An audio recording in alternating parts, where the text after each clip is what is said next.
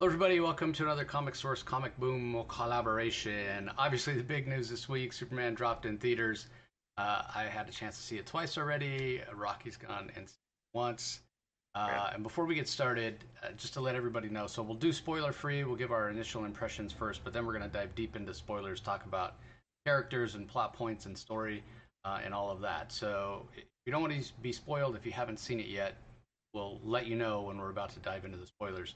Um, but I also want to mention before we get started, don't forget to check out our DC Spotlight that comes out every week on Tuesdays over on Rocky's YouTube channel. Comic Space Boom! Exclamation point.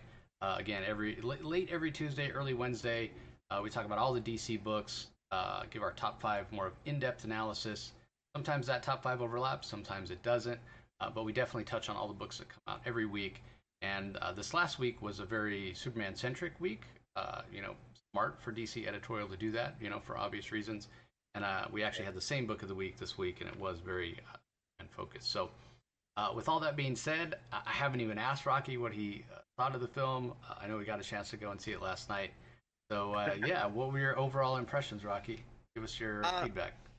well, you and I are both longtime comic book readers, and we certainly love the superhero movies. But everyone's saying it, and I certainly confirmed it for myself. This absolutely was the most comic booky feel superhero movie I've seen probably ever. Certainly, it's very reminiscent of DC Comics in particular, classic DC Comics, the Silver Age. I had a lot of fun with it. Uh, and I got to tell you, overall, I really enjoyed the experience. I have some minor nitpicks that, frankly, I almost, I just had a blast. I'm definitely going again. For me, it has high rewatchability. I actually even want to take my daughter because I think Audrey, my 10-year-old daughter, is on the spectrum, but I think she's going to enjoy this movie. So I'm really curious. So I'm looking forward to it. I also went in a relatively, I thought it was a semi-crowded theater here in Medicine Hat, Alberta, Southern Canada. Our theaters don't get packed, but it was the crowd enjoyed it as well, and the kids enjoyed it. You could hear the cheering, and they had a lot of fun as well. And it definitely has an all ages feel, a tone, the hope in it, and the fun. Just there was something about it that made it feel to me demonstrably different than. No disrespect to Marvel, they've had their successes or even past Superman movies, but this one did feel just timely and potent for the moment. Yeah, and I want to get into a little bit of that that idea of it being the most comic booky movie because I saw people saying it. You obviously saw people saying it. We both agree. But for people that don't read comics, they may be the ones a little bit more nitpicky about various things. I mean, it's not a perfect movie by any stretch. And when we get into Yeah. the spoiler part, I'll talk about, hey, these are the things that I would have done differently. I'm not a filmmaker, obviously. It didn't lessen my enjoyment of the film, in any way. But I have questions. I'm curious. I'd love to have a conversation with James Gunn about some of the choices he made. Probably not going to happen. I'm not a big enough outlet for that, but interesting. Yeah. Um, but for people that don't read comics, when we say, hey, it's the most comic booky movie, what does that mean? We'll break that down here in the first part before we get into the spoilers. Um, but the other part that I was getting at is people that maybe are nitpicking a little more or are letting those little things that bother them lessen their enjoyment of the film. I don't know for sure, and I hate to make generalizations, but I wonder, are those people that don't necessarily read comics? Because what I find is when I look at people, whether they're creators that are mostly known for DC Comics, or they're creators that are mostly known for working at Marvel, or even maybe they've done more independent work or what have you. But like industry creators and people that know comics, because let's be frank, but when I look at my social media, those are the people that I follow and those are the people that I interact with. So those people that are knowledgeable about the comic industry, whether from a fan perspective because they've been reading them for a long time, like you and I, or because they're creators working within the industry, almost to a man, every one of them has loved it. And so it's almost like if you have a knowledge of what comics are, maybe you're predisposed to like it. But I think maybe you get that sense that we're getting of, hey, this is a very comic booky movie. I mean, Rob Liefeld, right? Like very much known as a Marvel guy. He created Deadpool and Cable and those kind of creators, and definitely a legend of the industry. And this guy's over there saying, "Hey, the most comic booky movie ever. I absolutely loved it. Going to go see it again," and that sort of thing. So it's interesting to me, and maybe because those people don't have that background, they're not bringing that experience or relatability to it, that maybe it lacks something for them. And I sort of, in a way, I feel bad for those people, because it's like, you didn't get to enjoy it on the same level that us real comic fans, or not that they can't be comic fans, and not that they're not real fans. I mean, they're fans of maybe they've gone to see all the MCU and Superman or what have you. But if you're not immersed in comics to some extent, maybe you don't get the same feeling. And I guess on some level you could say that's maybe a failure, because this is a different medium. It's a medium that's going to reach a more general audience. But at the end of the day, James Gunn himself grew up reading comics. He's a comic fan, and I saw more than a few people say, "Hey, he's one of us, right? He's one of us." Yeah. And you can kind of see it. Like I also saw a lot of pictures from the after party. A bunch of comic creators that got invited to the premiere. They were there, and James Gunn was like, hobnobbing with the Hollywood people for the first little while of it. But then, from all accounts that I've heard, then he's over in the corner where all the comic creators are, and he's nerding out, talking to Kevin McGuire and Joshua Williamson and Mark Waid, and taking pictures with all them or whatever. That's kind of fun. It's almost like he's one of us. You and I, we grew up reading comics when it wasn't necessarily so popular. You didn't talk about it, and now it's like the cool thing to be. And James Gunn is one. He's one of us. He's one of us. So that's a little bit interesting. But when you say, I feel like it's the most comic booky movie. First of all, what do you mean by that, and why do you think that is? Well, I think just a little bit of history here. What led up to the Superman movie that makes this movie why I'm so proud of James Gunn. He took a huge risk with this. Just think of the superhero movies that we've had in the last 15 years with Marvel and the Dark Knight and the Dark Knight Returns movies. These were very serious movies. Even all the Marvel movies, the Marvel movies prided themselves on really making it feel like the world next door, that it really was. They really took that stuff so seriously, the subject matter. And it was, to great effect, very successful for the MCU to do that, and the Dark Knight Returns movies. So there was this general approach. Hollywood has trained us, the audience, to expect a serious superhero movie. And then along comes James Gunn, and true to his form, he has embraced the Silver Age DC, going back to the Silver Age source material, and saying, wait a minute, let's have a little bit of fun here. And injecting just enough realism and verisimilitude, but with some more fantastical elements. And for that reason alone, it was a huge risk, especially in today's audience that is so cynical. And so what I like about it, and what I mean when I talk about the way it felt like a comic book to me, is that, number one, the pacing, the frenetic pacing. It was a fast-paced movies. You hit the ground running, just like you pick up a comic book. Everybody knows if you don't know, for those who don't know, when you pick out a comic book writers know you got to have action. And you got to start off with a good scene that keeps the reader's attention on page 1 or 2 if you're smart. And then you got some action. And you keep the plot simple, easy to follow. You keep the characters defined. You get to the essence of the characters. You don't need to know everything. Don't insult the intelligence of the reader. Don't insult the intelligence of the audience. Challenge them a little bit. Show them a fantastic character with superpowers. That's all you really need to know. And boom, hit the ground running. And the transitions from scene to scene, it was like flipping the page of a comic book. Suddenly, they show the Hall of Justice. Interesting scene transition, just like a comic book. And it has that type of pacing. And then the dialogue, and then the hopefulness. And then the obvious evil and the obvious bad guy, and then the obvious trustworthiness of Superman, and all these little transitions.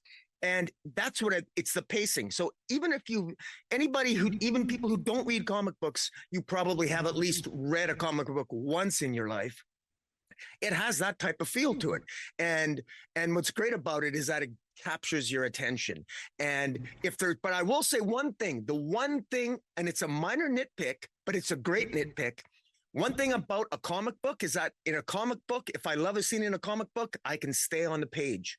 The one thing about this movie, there were moments in this movie, there were so many fun moments that I wanted to stay in the moment, but there was a transition. So much happened in 2 hours. I wanted the movie to be longer so I could enjoy those moments, just like I could sit on a comic book page. So I'm gonna have to wait till I get the movie, till the movie comes out on streaming or something, so I can push pause, because there's so many fun moments in this movie. And again, it's not perfect, and we'll get into the spoilers and the criticisms as we go along, but that's what I mean when I say it feels like a comic book movie.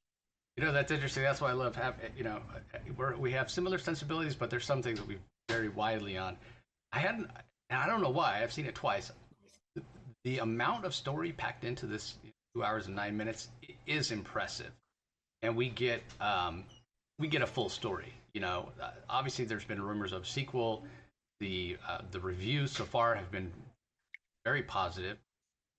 It was 90 after the first couple days, but 80% now positive reviews, and doing well. So obviously there's already talk of a sequel, but it doesn't end on like any kind of cliffhanger or whatever. Obviously, there's more in this world that James Gunn has set up. There's tons of Easter eggs. My favorite part being the streets named after comic creators, Jurgen's Way and what have you. That was really cool. But it is a complete story. You get a complete story, and there's a lot packed in. And yeah, that hadn't necessarily occurred to me even though I twice, which is great. But I agree with you on the pacing as well. 100% paced like a comic, moves at a pretty fast pace. And we should say superhero comic, because not every comic is paced the same way. It's a very diverse medium, and I think going back to trying to speak to those people that maybe aren't comic book fans or comic book readers, when they hear comics, they just think superhero. That's just not reality anymore. Just like I would liken it, most to television in terms of, diversity. You're not going to watch an hour long procedural, cop drama or detective drama or whatever, the same way that you're going to watch a half-hour sitcom. That's not the way that it or a soap opera that comes on every day, serialized. They're very different in terms of the way you build them and the way you tell the story. Comics are the same way. So when you hear comics or comic booky, this is a very comic booky movie. I'm talking about specifically for this one, superhero comics, but not every comic is going to be paced, very quickly, and be packed with action. That's generally superhero comics. That's the way you tell superhero stories. But other comics, more of a slow burn and that sort of thing. And maybe there's not action on the first 2 or 3 pages, because again, they're built differently. You build up tension if it's dramatic or that sort of thing. But in terms of why it's comic book, one of the things that struck me about it, because you're 100% right. Marvel is supposed to be the world outside your window. A lot of these movies, and not just Marvel, because you mentioned the Christopher Nolan Batman movie. Well, they take themselves very seriously, and it's almost like, because comics have been, started off as a medium for children, so they weren't seen as a serious art form, and so there was a little bit of kind of a barrier to overcome for these filmmakers and these storytellers to be taken seriously, to reach the general audience, and have people other than just kids go in and look at it, and watch it and enjoy it and appreciate the art form of what they're trying to do. So you can kind of understand why, we're going to take the subject matter very seriously. We're not going to make a movie. We're going to make a film. And I hear that distinction. There's more artistic merit in it, film as opposed to a movie, and that's a whole nother debate. I'm not going to get into that, and I'm probably not the best person to speak on it anyway. Film school, whatever. But I do find that debate fascinating. But because of that reason, that them taking it so seriously, and obviously the success of the MCU, whatever, is why comics sort of entered the general pop culture. Which, again, discussion for another day. And you and I have talked about it before on our various channels about whether or not all the money and all the extra eyes, all the executive decisions focused on these now billion-dollar IPs, intellectual properties, if that's hurt comic creativity or helped it. Brought more people into reading comics. Now that there's more possible money involved, seems like especially the big two publishers are less likely to take risks with properties. They don't harm the IP and whatever. So yeah, that's a debate that's going to continue to rage on. But the point being that hey, these things have been successful by taking themselves very seriously and trying to elevate storytelling and the characters and what have you to show everybody, hey, there's is artistic merit here. There's value to characters and what have you. But now we've gotten to the point where we've kind of crested the hill, right? And there's this whole idea of superhero movie fatigue. People don't care anymore, what have you. What James Gunn has done so successfully in this film, as you alluded to, he's pushed aside the hey, we're going to take it seriously, and use the word fantastical, and that's the exact same word that I would use as well, especially when you talk about Silver Age. This doesn't go as crazy or as fantastical as some of the Silver Age ideas, or a lot of the Silver Age ideas. It's almost toward the end of the Silver Age where comics are trying to take themselves a little more seriously to draw in some older readers. And that was partly due to the creators that were coming in at that time. But there's a couple things. It doesn't take itself too seriously, so and there are fantastical elements, and it makes it a lot of fun. But the other part of this, the reason that I think it's maybe the most superhero comic booky movie, Superman is the first hero, right? Generally speaking, when we're talking about telling a story about Superman. Now that's not the case here, and it's shown. James Gunn put some text up on the screen right from the start. I heard some people complain about that. Hey, one critic in particular was like, hey, we didn't see him come to Earth. We didn't by the cancer, whatever. I'm like, dude, we've seen that so many times. I completely disagree with this guy's take that starting sort of in the middle was the wrong choice. We've seen that. We don't need to see it again, right? I mean, who on Earth doesn't know Superman's origin, by this time? But instead, what it does, as opposed to something like, and I still would put the first Christopher Reeve Superman movie over this, just in terms of enjoyment, but it could change over time. Who knows? But for now, yeah, that's still the gold standard for me.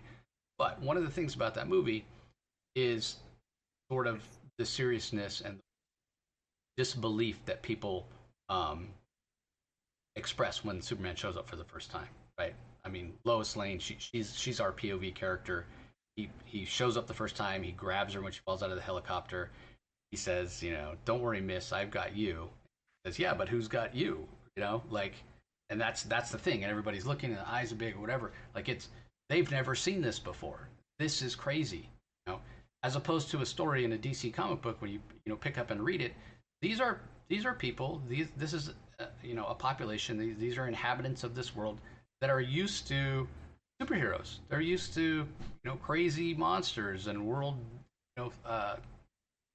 threatening events, and so there's no sort of, I don't want to say seriousness. I'm not sure what the exact word is, but I guess there's a lack of surprise with the population of this movie, the general population of the movie, about the world that's happening. We don't, and again, this might not be the right word, but we don't waste time on, oh my God, here, superpower being has shown up for the first time, a metahuman, as they call him in this movie. No, this is a world, this is a universe, this is a population that's used to heroes and villains and metahumans and giant monsters or whatever. So, and that's the world that we get if you pick up a DC comic. It's not like every time you pick up a DC comic, people are like, the government's like, who's this person? How do they have powers? We should probably capture them and study them or whatever. Because that's what would happen in the real world, right? Somebody showed up, they try to capture him, they try to study him. What's going on? Are they a threat? Blah, blah, blah. We don't get that here. So that's what makes, part of, for me, what makes it the most superhero comic booky movie, is this is a world, this is a universe that's used to metahumans. And so, and no more maybe evident in the movie than a scene that we've seen a lot of still pictures of in the promotions, whatever, with Lois and Superman talking, and in the background out the window, you see this like bright alien-looking creature, and you're like, what the heck is that? Why is Superman sitting on his butt while this is this possible threat or whatever's going on outside? And when you get to that scene in the movie, you understand why, and it perfectly illustrates exactly what I'm saying. So, beyond the pacing and the fantastical, that's an element as well. Yeah, and it should. I would add to that that the fact that this world, Superman is not the first superhero on this world. He arrived. He arrived just 30 years ago. They that we're told that at the beginning. The fact that Superman stands out and makes the impression he has in a world filled with superheroes actually enhances his character all the more. He still stands out. He doesn't have to be the first. You don't have to be the first to be the best. You don't have to be the first to stand out. You don't have to be the first to set an example for everyone else. And that's sort of part of the inherent strengths and messages in the movie, I think, endemic to it, which is exactly what it is in comics too, for the most part. So it was just a clever way of doing it, and it didn't waste time. And it didn't need to be a 3-hour movie. The fact that some of us, like myself included, that I almost wanted to be a longer movie, just goes to show how good a job James Gunn did by just making it 2 hours long, because we all want, I think most of us would have loved a little bit more. And it's better to want a little bit more than to criticize and say they should have taken off 20 minutes or something. So the movie worked. Yeah, it factors into pacing, because for me, I was like, I would have liked to have seen David Cornsweet as Clark a little bit more. Because the scenes where he shows up as Clark, usually he's interacting with people that know, interacting with other characters that know that he's both Superman and Clark Kent. I would have liked to have seen him interacting with, more with the Daily Planet staff that didn't know that he's also Superman. Because for me, in the Christopher Reeve 1978 Superman, that's where we really get to see Christopher Reeve's range as an actor. When he's playing Clark Kent. So, but again, that's a minor nitpick. The other thing that really made it feel like a comic book movie to me, and I won't get into the details of it until later when we're getting to the spoiler part, was some of the action scenes, especially sort of at the climax with Superman taking on a bunch of bad guys all at once. The way that he does it is it's so comic booky. I could literally picture the panel in my mind. What he does is it's so cool. It's my favorite kind of Superman moment in the movie in terms of action. He just takes on this swarm of bad guys, like I said, and it's just so cool. That's exactly what he would do in the comic, and it's fantastic. So, but we're gonna get into spoilers now, everybody. So if you haven't seen it, you don't want to be spoiled. You probably want to turn this off, come back and watch the rest after you've had a chance to see it. But I definitely recommend going to see it. You don't need to be, well versed in comics to just go and enjoy this movie. If you just want to go and enjoy it, just for a fun popcorn flick, you can on that level. And if the Easter eggs, fly by you and you don't even realize, it doesn't matter. This is a fun movie. There's humor. It doesn't take itself too seriously. There's wonderful moments with Krypto. I definitely recommend it, and especially for young kids. So I went on Tuesday for the Prime viewing, which was one showing on Tuesday in IMAX, and that's a much bigger auditorium theater I went to in terms of the number of seats, and it was full. It was sold out. And then I went. It was a bit of a debacle when I went last night with my wife. I accidentally got the tickets for Thursday instead of Friday because I bought them on Thursday. I had the wrong date. But then we go in, and it's supposed to start at 7:30. That's what our ticket said, but 7:30 Thursday, not Friday. So we get there at like 7:05, and the woman scans our tickets, and it works. She was able to scan them, and then we go walking into the auditorium, and it's half an hour into the movie, and we're like, no, this is not right. And then I looked and realized I got the wrong day. So then we go back to the box office, and they swapped them out for us. Great, AMC, fantastic. And the guy asked, hey, do you want IMAX? Do you want 3D, whatever? I said, no, just regular. And unbeknownst to us, he gave us 3D, and it was an hour and 50 later, and I didn't realize it. 8:45. So we go back at 8:45. And it was actually a little bit early. We went back at like 8, and we went in the theater, and it was showing the very end of the credits of the previous showing, and then it did the final after credits scene, and it was all blurry because it was 3D, and we didn't have 3D last time. Well, I can't see in 3D. I have nerve damage in one of my eyes, so I can't see in 3D. So that's why I don't want to see 3D. It's blurry to me. Even with the glasses on, I can't. Blurry. And so I looked at the tickets he gave us. I was like, sure enough, 3D. I was like, man, I can't. So I had to go back. I was like, I'm sorry, I can't see in 3D. You gave us 3D. So then we had to wait another half hour and go to the 9:50 Yeah.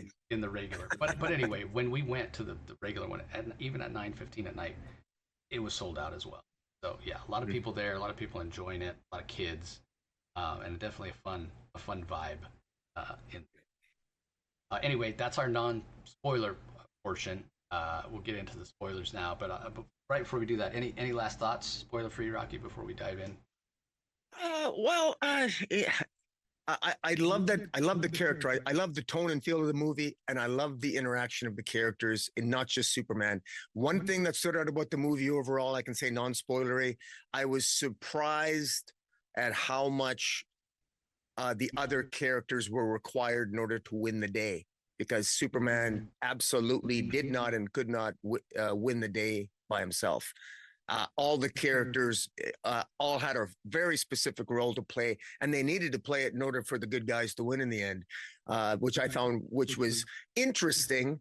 And I got some comments on that when we get into the spoilers, but I really liked how all the characters had it. There was a lot of characters, but they all had a role to play. And Superman himself is not as powerful as Henry Cavill's Superman. This isn't an all powerful Superman. He's weaker than maybe your conventionally think of as Superman, and he's I liked it better that way. This is a Superman that had to work harder in order to accomplish what he needed to accomplish in the movie, and I really appreciated that because it humanized him all the more. And he's far too trusting, and it was a nice juxtaposition versus him and Lois Lane. Lois Lane was the hopeful cynic, whereas Superman was perhaps a little bit too trusting. But that dichotomy between Lois and Superman / Clark was actually, they worked together very well as a team to ultimately win at the end of the day. And I thought it worked very well. And that was just a credit to the actors involved as well. So Yeah, we'll get into it. Yeah, I agree, and I think again that leans into the superhero comic booky feel of it. Not just Superman, he's Superman. But again, in those early films, it is just Superman. He is, almost a messiah. And we talk about the Zack Snyder films. That's where it really leans into, and I don't think it works as well. So anyway, yeah. If you're not looking for spoilers, you're gonna want to turn it off now because. So we'll kick it off with talking about Superman himself. Obviously, I thought David Cornsweet did a fantastic job. You had just mentioned about this is a Superman that's not quite as powerful, and we saw that in the trailer. First image of the trailer, Superman crashing to the ground, bleeding. That's not, necessarily. And I saw some people that didn't like that. I think it worked, because again, it does lean into establishing the feel of, hey, Superman's part of a cadre of heroes. Yes, he's maybe singularly the most powerful, but that doesn't mean he can win every fight on his own. And again, you get in comics, right? Why there's a Justice League, what have you. So I did appreciate that. But is he a little too trusting? Yeah. But is he the most experienced? No. He's only been Superman for 3 years when this film starts. We're told that right at the beginning, which I found interesting. And also, based on that, there is no Superboy in this mythos, which I found to be interesting. So how did the powers come about and that sort of thing? Because perhaps this is the Superman that can grow and evolve. Will he become more powerful? Maybe, maybe not. But he certainly could become a little more wise in terms of not trusting too many people and kind of seeing the bad things coming, if you will. Because it definitely felt like, I don't want to say an inexperienced Superman, but a Superman that, in the comics, almost like he's a little more wary, obviously based on the version and timing of the story and what have you. So I found that interesting. Yeah. But this is a guy who, again, due to the way he was raised, we'll talk about Mom Pa Kent later. Like he gets again, we saw the scene in the trailer, what have you, where he gets healed by the yellow sun back to his Fortress of Solitude, and he's all kind of amped up, even though he's not fully healed. He kind of rolls off the table and stands up, and as he rolls off the table and hit the ground before he stands up, he says, "Golly," like he's just this aw shucks Gomer Pyle type character, right? Again, a little bit of like inexperience, um, but room to grow. I found to be interesting because again, I think he doesn't have the most experience, and as he um, faces this world-ending threat in this movie, Lex Luthor and what have you, it's all experience, it's all growth. So there's room to grow. This is not a fully realized Superman, and that's okay. I think that's okay. But I thought Corn Sweat did a fantastic job. As I mentioned before, I would have liked to seen him more as Clark Kent, because it's almost like we almost have the timidness, meekness a little of Clark's personality, a little bit more of that in Superman, and we have a little bit more of Superman's confidence and swagger in the Clark Kent from where we saw. When he first walks into the Daily Planet, he's got the front page story, and he's got a little bit of, yeah, I got to interview Superman, and he's kind of, you can tell he's a little proud of himself, which is typically not how we see Clark behave. But I found it to be refreshing. So it's almost, and the other thing about this movie that we haven't seen it, certainly first Christopher Reeve Superman movie where he, other than Mom and Pa dies early, nobody knew that Clark Kent one and the same. And even in the second movie, he tells Lois, but then he has to take it back with the magical kiss, which could have its own problems. That is a discussion for another day. But here there's quite a few characters, and Lois even makes a point of it. Superman being too trusting and telling people he's Clark Kent. So I almost could see, and I hope it doesn't happen, but I almost could see in this universe Superman revealing to the world Clark Kent. Not as closely guarded of a secret as maybe in my mind it should be, but also again that the difference in personality between Superman and Clark Kent in this version of Superman not as far spread out as it is in other versions. But again, I thought Corn Sweat did a fantastic idea. He's somebody you definitely can root for. His belief in humanity, his hopefulness, and his self-awareness, his self-possession, I thought were fantastic. He gives a little bit of a speech at the end when he confronts Luthor, and after he stops the immediate threat. And I thought that was a fantastic moment as well. Probably my favorite characterization moment of Superman, when he's fighting, moment where he's formed by Lex Raptors, and he spins to get them to all to, because they're like glommed on him like a giant ball, like a giant ball at the center, and he spins and flings them all off. And then as they're like all in the sky flying around him, then he Superman himself just spins with his heat vision. It kind of reminded me of that scene in the Last Starfighter, Ultimate Weapon, where he's spinning and shooting his vision and knocks them all. That was like those two moments, those spinny moments, both of them were fantastic. My favorite action Superman scene. But the characterization wise, when he confronts Luthor, he talks about his humanity. He's like, I'm as human as anybody. I get up every morning and put one foot in front of the other, and I just try to do the best I can and make the right choices, and that's my strength. And his hope for Lexus realized that one day. Humanity, the way you can relate to other people, is his greatest strength. I just thought that was fantastic, very well written by James. So overall, I thought Corn Sweat did a fantastic job, and I look forward to this version of Superman evolving as a character. So give us your thoughts on Corn Sweat and version of Superman Rocky. Well, he embodied blind trust. He was blindly trusting to a point that initially at points in the movie, I stopped myself from getting frustrated with how trusting he was. But it underscored his character in the movie so powerfully, because this is the world that the Superman movie takes place in is actually a cynical world in many ways. It has a social media that's being manipulated by Lex Luthor. There's literally monkeys that are feeding anti-Superman sentiments throughout the world. So there's many similarities in this world.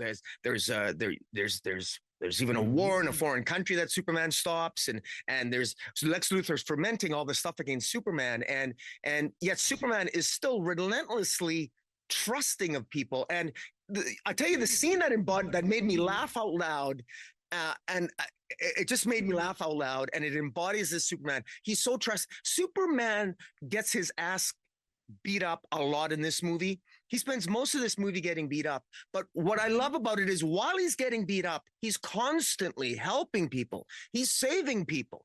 He's and it's almost like a reaction to the criticism that Snyder got with Man of Steel, where all those people that must have died when Jor-El was fighting Superman in Man of Steel. This was like, no, every time Superman was doing something, there's a scene where Superman saves a squirrel. He literally saves a squirrel. That's how serious he takes it. Every life form. He wasn't just saving humans. He wasn't just saving people in Metropolis of the world. He wasn't just stopping wars, because as he exclaimed when he was interviewed by Lois and Clark, people were going to die. This is very open and shut for him. Superman sees the world in black and white, even though it isn't, even though we can sit here and be realists and say, no, it's gray. There's a lot of gray in this world. There's left and there's right. Oh, no, there's nuance. To Superman, really, no, there's no nuance. There is right. There is wrong. I'm going to save you because you need saving. Another fantastic scene was he wants to save Krypto.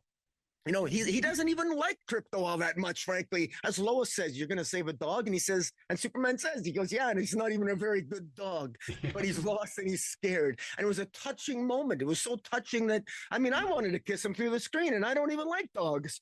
But it spoke to the heart of who this guy is. And, as much as my cynical, because I tend to think I often like the harder ass superhero characters, and I like the Injustice Superman.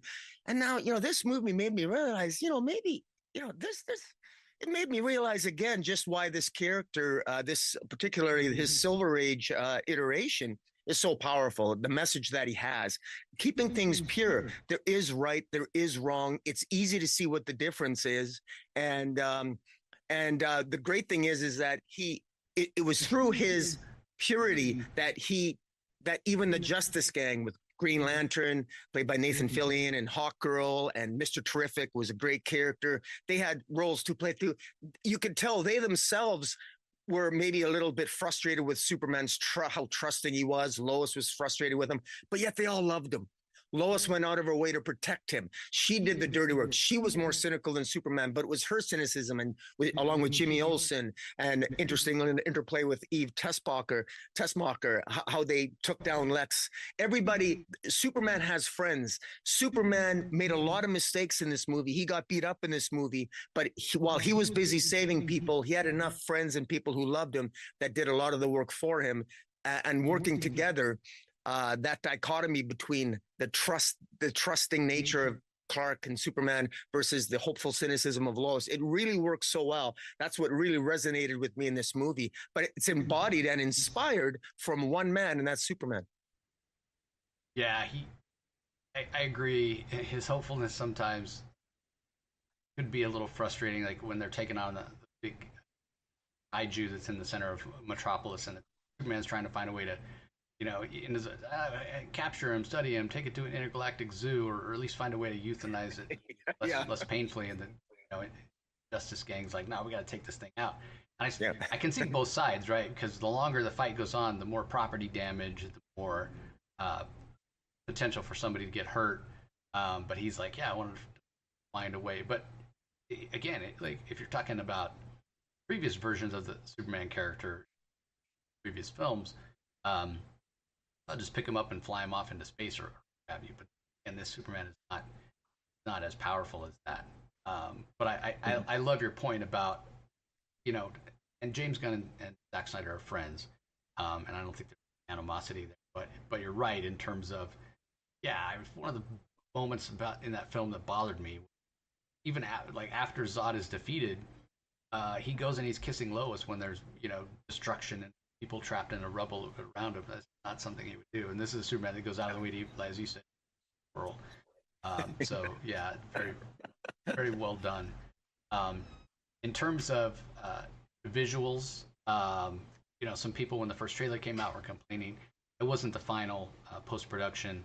When we get a chance to see him fly for the first time after he gets healed at Fortress of Solitude, I thought that was fantastic. This is a different way of looking at it with we're either looking right behind him, bird's eye view, or he's flying right toward the camera. I thought the special effects were fantastic. I did see some people that were complaining that they're too much, it's over the top. When I hear that, I think of the probably the scene with Lois and Mr. Terrific, where Mr. gets a chance to shine. He may be a little more physical than Mr. Terrific, the character in the comics, in terms of how he would defeat people, but it's a huge over the top and very James Gunn esque sequence, and I could see that bothering some overload. But for the most part, other than that scene, it didn't necessarily bother me. But again, I could see it. But I thought the special effects were done really well. Superman flying was fantastic. So I really enjoyed that aspect. I saw some people saying that it reminded them of Top Gun. So I thought that was an apt analogy, because whether it near or Mr. Terrific's E-spheres or Guy Gardner using his ring, there was never a moment where it pulled me out of the film, and I cannot say that with Flash. The CGI there was so rough. It looked terrible at times. Seeing the Nicolas Cage version of Superman with the mullet, I was like, bad. There's never a moment here where anything looked fake. So I thought visually fantastic. And, especially the way they chose to depict Superman flying was really. Any thoughts about visuals? Actually, and this is a nitpick, and I can't emphasize enough. This is just a nitpick. Like I love the flying too, but I do actually like I prefer the broader view of the flying. I preferred the flying sequences in Man of Steel. Just because I thought they just seemed a little bit more epic to me. There was a tendency in this Superman movie showing the flying, just like in the image you have, showing Superman flying, looking at his face. Whereas in the Man of Steel movie, we would get the more of the broad, more of the flying we'd see from behind him. And I just feel more, to me, it feels faster and more jet-like. But in any event, that's a minor nitpick, because you still, it's interesting you said you made a Top Gun reference. That's actually true. And so from that angle, yes, because there were some sequences where it was almost as if we're on Superman's shoulder watching him fly, and in a cool video game, and it was awesome. So it was almost as if you were on Superman's shoulders and being as he's flying. So I appreciated it. Again, that's such a minor nitpick. It just didn't bother me. And to be honest with you, it's supposed to feel different. I don't want it to be a carbon copy of a Superman movie I already saw. And I don't think James Gunn wanted that either. And he manages to do it in a really good and unique way here that we haven't quite seen before. And it worked. And I don't, special effects, I thought there's another nitpick on a special effect I'll mention. I thought Green Lantern's ring, I wish Nathan Fillion is Green Lantern. I wish his suit was a little bit more green, had more green in it. Again, this is how nitpicky I am. I said it's only nitpicks. But the use of his ring, there was an interesting scene at the end where Green Lantern shows up to help save prevent a war at the end of the movie, where he uses his construct to create a middle finger as he's taking out some of the soldiers. I would have liked to have. It seemed. I wish his Green Lanternness would have been a little bit more epic, a little bit more colorful. I don't know if I lack the language to describe what I mean, but it was a little underwhelming, his Green Lantern. I was expecting maybe just a little bit more, but again, that's a minor nitpick. Hawkgirl is another minor nitpick. I think Hawkgirl was slightly miscast for me. I prefer the more slender Kendra Saunders from the comic books. Again, it's a nitpick. The Hawkgirl in the movie was pretty kick-ass too, and I liked her shriek. She literally had a shriek at the end. I was a little bit disturbed that Hawkgirl at the end appeared to have actually killed a particular bad guy. We'll definitely drop get into him. that. But anyways, again, minor nitpicks, but yeah. Yeah, specifically for the visuals for Green Lantern, I saw some people saying, when you use the ring in the comics, you get like the cone of energy and then it construct, right? Yeah. I think that's a difference in the medium.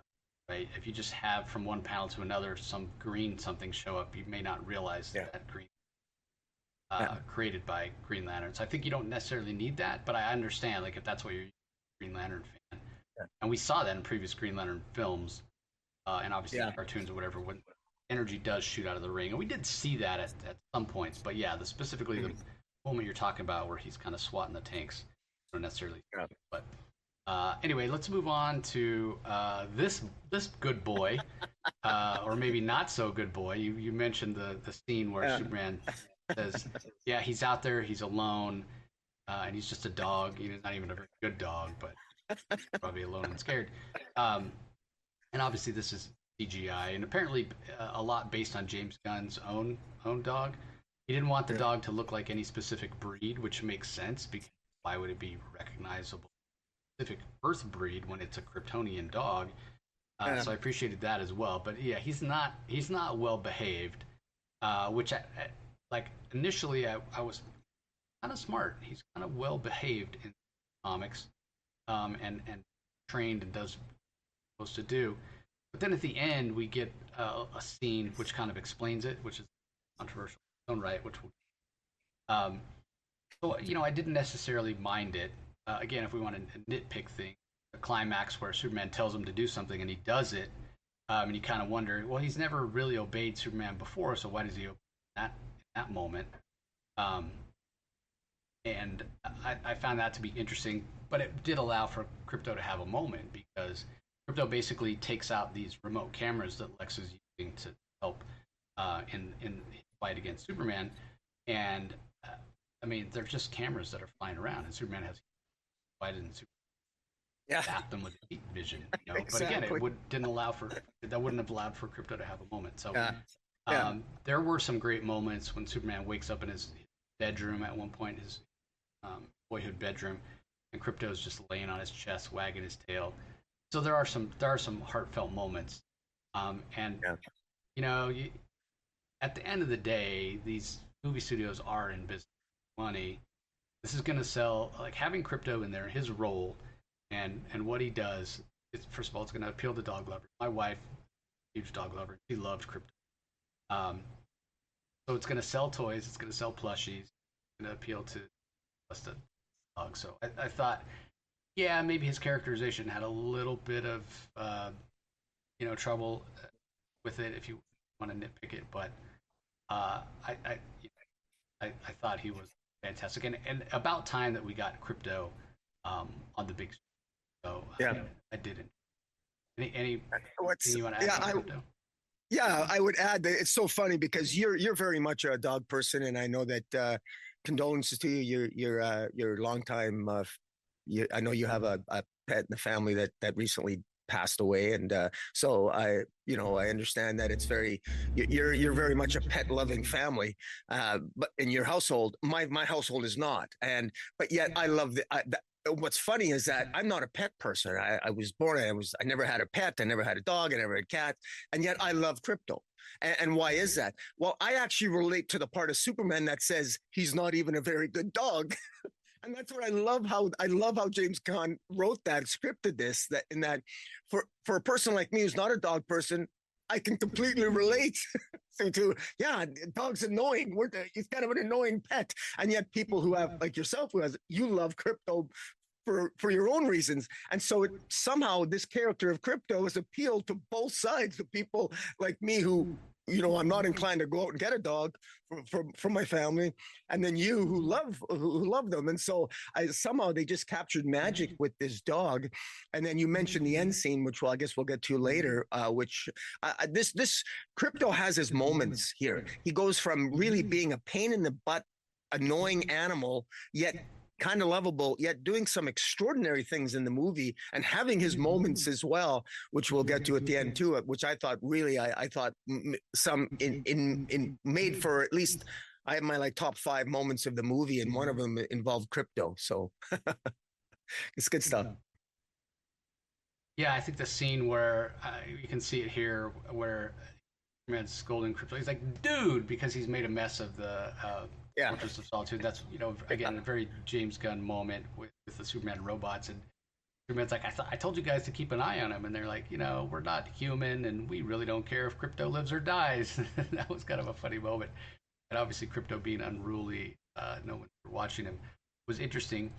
The choice, and again, we'll get to it at the end of who Krypto belongs to and what have you. It was something my wife asked me after the film, and I was kind of explaining. Well, at different versions, Krypto has been Superman's dog, and other times he's been Supergirl's dog, and what have you, and has shifted a little bit. Originally when he first showed up in Adventure Comics, he was Superboy's dog. As I mentioned earlier, there is no Superboy in this version of Superman. So, does it matter? Probably not. They do have their moments, Superman and Krypto together. I could understand some people that it bother them slightly. It does take away of a boy and his dog. But again, Superman, while he wasn't Superboy, he was a boy at one point, and Krypto could have been that. And maybe some people feel like a little bait and switch because this image has been widely circulated, whatever. But again, I don't think it takes away. And if that's harming your enjoyment of the movie, I don't really know what to tell you because, again, it's not something that really matters in the long run. Maybe Krypto does become Superman's dog at one point. Maybe again we get a chance to have Krypto go on a journey and become more well behaved, learn and become a little more independent. We'll see. Again, yeah, I would just add to that it's better to view Krypto as being part of the Superman family. And when you think of Superman family, you think of Superman and Supergirl, and you can think of other characters as well if you want to expand the Superman family. He's a character in his own right, and it's easier to think of him that way. Yeah, 100%. All right, let's move on to what I think is arguably the most comic accurate portrayal in the film, and I was super impressed. I was blown away. No flight to the late great Gene Hackman, and nobody else even comes close to Gene Hackman. Nicholas Hoult is above Hackman's portrayal. I mean, and again, it's the script and the character and what you have to work with. And Hackman, worked with what he had and did a fantastic job. His version of Lex Luthor was very, obsessed with wealth and real estate and wanting to have obscene amounts of money.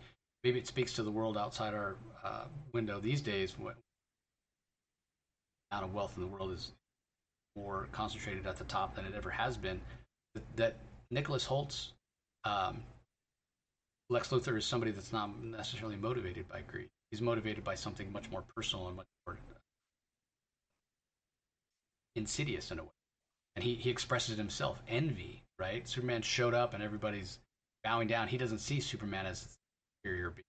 He thinks he's smarter than Superman, and frankly, he probably is when it comes to technology and inventing things, whatever.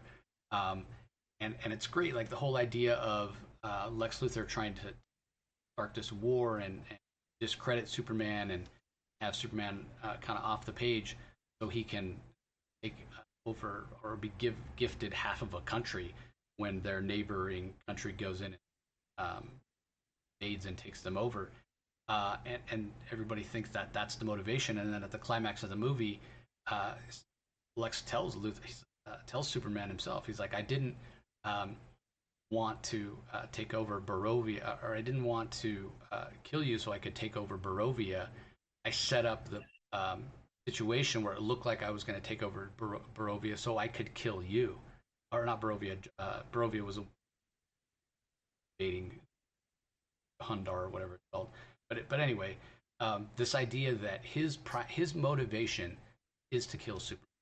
He's jealous. He's envious. He does not. The adulation that Superman receives is not something that he believes is deserved. Even to the point you alluded to it earlier, or talked about earlier, where in this little pocket universe that he creates, he's got thousands and thousands of monkeys wearing these little computerized brain caps that are typing away on computers, posting on social media, hashtag super spy, hashtag super alien, hashtag super whatever, like all this, just to push this narrative that Superman is the bad guy, because Lex just can't abide the existence of Superman, specifically Superman. Not necessarily metahumans who are also more powerful, but it's specifically Superman, and the fact that the world over, people really respect Superman and they love Superman for his selflessness, what have you.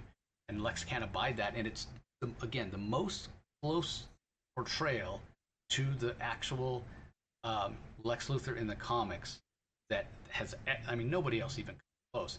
I saw some articles talking about the various Lex and comparing them, and people would talk about the previous, they, just like I did, they talked about the one dimensionality of Gene Hackman portrayal, which there's reasons for that, and they talked about the maniacal puppet master Jesse Eisenberg portrayal, and they said that previously maybe that was the closest to comics. I think they're giving Eisenberg's portrayal way more credit.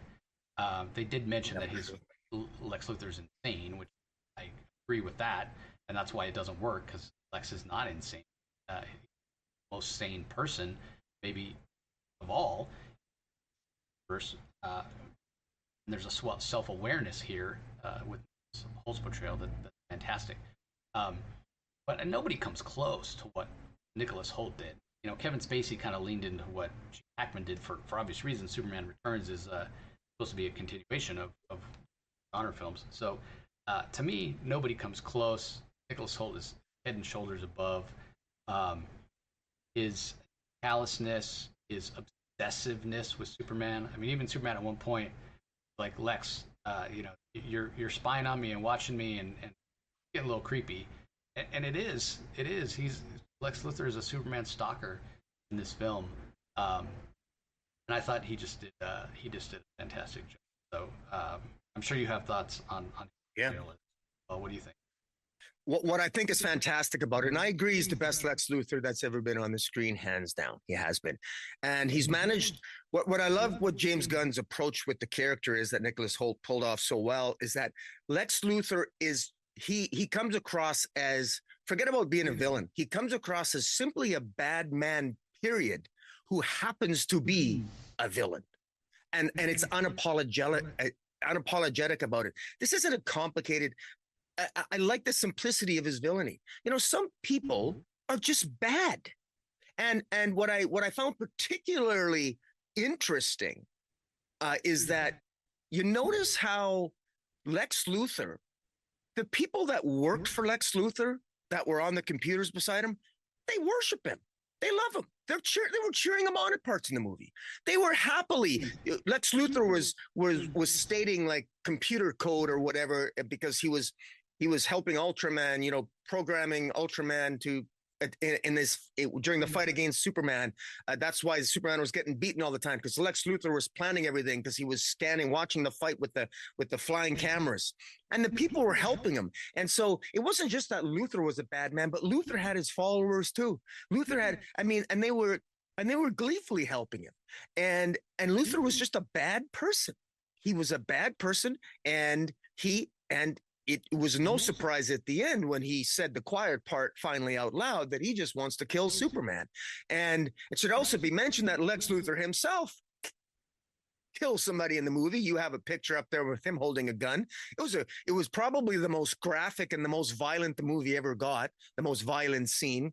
Where it took place, where Metamorpho had incapacitated Superman with some kryptonite, forming some kryptonite, and Lex Luthor was trying to get information out of Superman and threatening someone that Superman happened to know. It was a really gut-wrenching scene, and playing Russian roulette with someone's life that ended quite fatally, and that was the one thing that Superman couldn't stop. It was a very powerful scene. I thought it resonated quite well, and it showed you everything you knew about Superman, how much pain it caused Superman witnessing it, and watching the indifference and frankly the evil of Luthor when he did it, and so nonchalantly. And then I guess this one's dead. We'll go find somebody else who you happen to know, and maybe we'll get that reporter Clark Kent.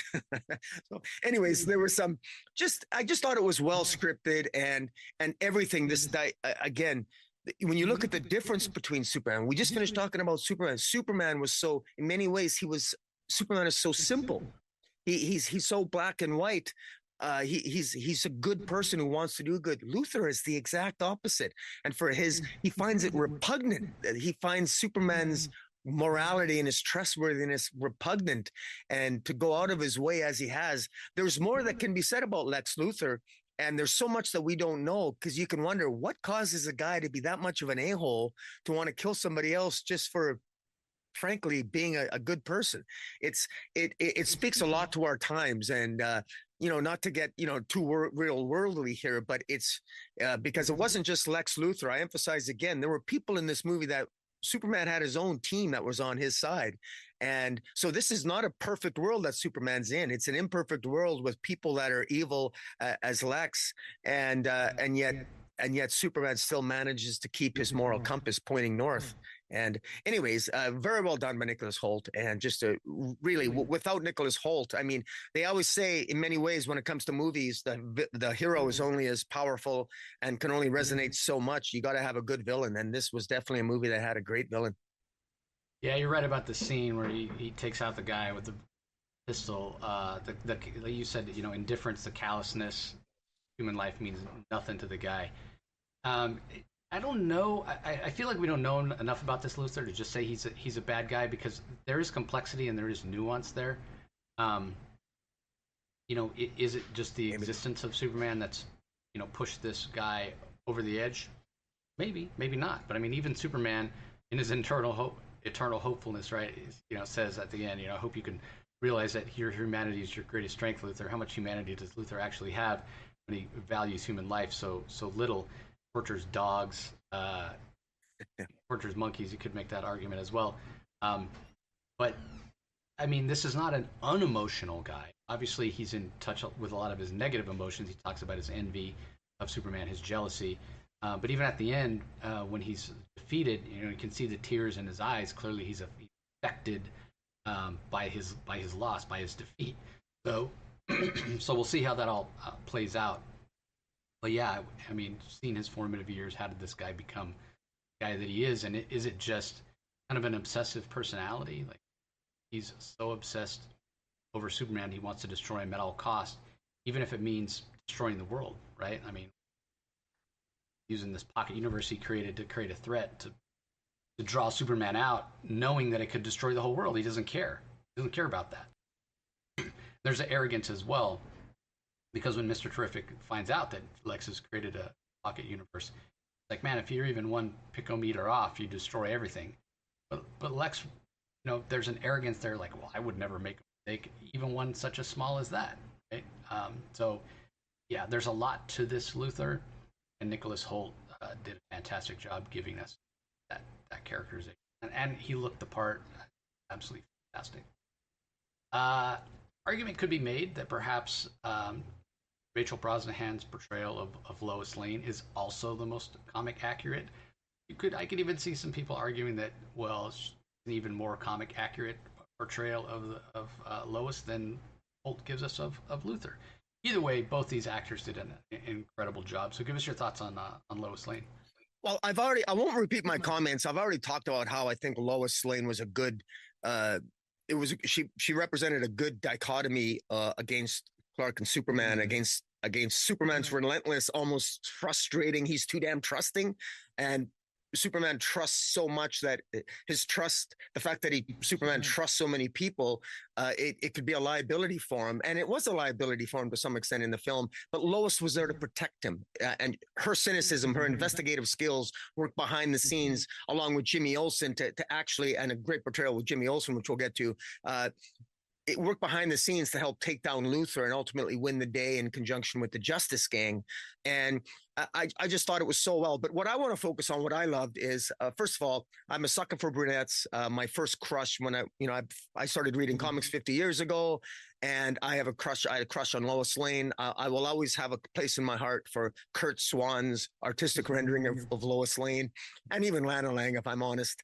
It's just classic stuff. And this is very much Brosnahan here as she's a gorgeous brunette. I have a nitpick about her fashion, what she wore. There's a couple of scenes where she's wearing pants that I think are too short, but I nitpick. I think I would have changed her wardrobe a little bit. That's how much I love Lois Lane. But I love her character. I love the romance. I love the romance. If it's one thing that I wish there was more of in comic books was romance. I actually wish that romance comics would return. That's a separate topic. But I love the relationship. Because they've only been dating for 3 months when this movie begins, and you can see that. And I like the conflict that arises between the two of them. When I say conflict, I really mean an argument, a respectful disagreement. A very powerful scene near the beginning where Lois is, sort of dares Superman or slash Clark to, let me interview you. You're the only one who always interviews yourself. There's some ethical questions there. Maybe let me interview you. And she gives him actually a more difficult, challenging interview, which really, it was through that interview that we, the viewer, got to see what was going on in the world, and the very real moral and ethical questions that come into play. That if you're the power of Superman, how much of a role do you play? How much do you respect the sovereignty of nations? Do you have a right to go and stop a war when it doesn't technically involve you? Where do you draw the line? Is there a line to be drawn? Should you save a life at all costs, even if it means interfering with another country's sovereign relations with another country? Those very interesting and powerful questions that obviously resonate today when you think of what's going on in our world. We don't have a Superman, but it makes you wonder, if we did have a Superman, if I had powers, what would I do in this world? And it's through Lois Lane, because Lois Lane is not, fortunately, we need a character like Lois Lane in this movie to ask these tough questions, to be the cynic, to be probing, to not give the benefit of the doubt to someone. I'm a reporter. It doesn't matter what I believe. It only matters what I can prove. I need the facts. We need that in this movie. And so she was really perfect at that. And she manages to pass some judgment on Superman with compassion, because as it turns out, of course, they love each other, and that budding romance and love grows throughout the movie. And I thought it was just beautifully done how it went through the movie. And I say beautifully done because this movie, I emphasize again, is frenetically paced. This movie could slow down a bit. I wish this movie could slow down a bit. I wish this movie had another 30 minutes so we could enjoy some of the moments. But I can tell you this, that at least the moments that resonated with me, a lot of I'm happy to report that in the romance department, some of the moments where the moments do slow down, James Gunn does have the scenes linger longer when Lois and Clark are in the scene together, when they kiss, when they talk, when they interview each other. In fact, I think it's a 10-minute interview scene between the two of them. Those are very key moments. And James Gunn, I don't envy him. He wanted to keep this movie 2 hours, so he had to make very difficult decisions, which scenes to maybe linger on longer, in the editing room. But I think he made some wise choices there in showing the powerful relationship between Lois and Clark, because that is the moral underpinning of this movie, at least in my mind. Because, it's not just Superman that's protecting the world. Somebody has to protect Superman from the onslaught of social media, because I would say there's one thing more powerful than Superman, and that's the world's social media. If the social media hates Superman, if the world hates Superman because they're fed lies, well, you need the truth out there to help protect Superman. And that's what Lois Lane embodies. And of course, she doesn't only embody the truth of Superman, but she also loves him. And that's the cherry on top of that relationship. Yeah, she definitely embodies the truth, the ideal, the search for truth. Again, very fantastic job by Rachel Brosnahan bringing that same characteristic that Lois has in the comics to big screen. She's a very, very fierce, very much dogged in comparison, and at various times, various versions, various stories we've had Lois and Lex Luthor either in an outright romantic relationship in the past or hinted at attraction there or what have you, because there is that obsessiveness they share. Lex being obsessed with Superman, Lois being obsessed with the truth and finding the truth. And again, as you mentioned, perfectly portrayed when Lois is like, "Oh, you're going to let me interview you?" She's able to compartmentalize and set aside her feelings for Superman / Clark Kent. Say, as Lois Lane, the reporter, I'm going to, ask you the tough questions. And again, I mentioned before about how there's much more of a blurred line between the personalities of Clark Kent in this movie, and he doesn't necessarily, separate those. And so that's why in that scene, and I've seen nothing but praise for that scene, criticize the movie, that scene that talking about here with Lois interviewing Clark, and he, uh, interviewing Clark as Superman, and he can't really understand, why she's being the way that she is. But she's just being true to herself, and it's great. She's like, at one point, how do you think this is going? He's like, well, one of us is doing a good job. Obviously, doesn't think that it's her, but she actually is, because she is being objective. But it goes back to what you said at the beginning in our non-spoiler part, where the dichotomy between the two, her hopeful cynicism, as you put it, and Superman's just belief in the best and the of everybody, which are at odds. For him, it is black and white. Why did he stop the war? Because people were going to die. Period. End of sentence. Nothing else matters. And Lois is like, well, I would have thought about the consequences of and as a fan of Superman, as a fan of Lois, I completely understand both perspectives, and I don't know which one that I necessarily agree with. You can see both sides, and it's very, very interesting. So I thought that is gorgeous. I agree with you there. They did a fantastic job. I didn't necessarily have a problem with her wardrobe. You mentioned I honestly didn't notice it that much. Nitpick. It's a nitpick. Yeah, what I did notice was that she didn't have purple eyes, which nobody really has purple eyes, but she does have purple eyes in the comics. But they did put her in purple at the end, which I did notice. A lot of people, that's going to go right over their head. They didn't even realize that's probably a nod to her purple eye color in comics, but that was fantastic.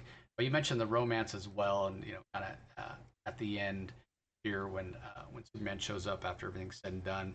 And again,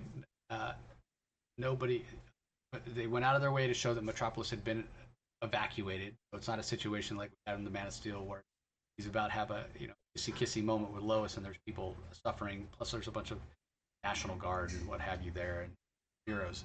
But yeah, it was a really fun moment to see Superman and Lois embrace, and the first time that she loves him.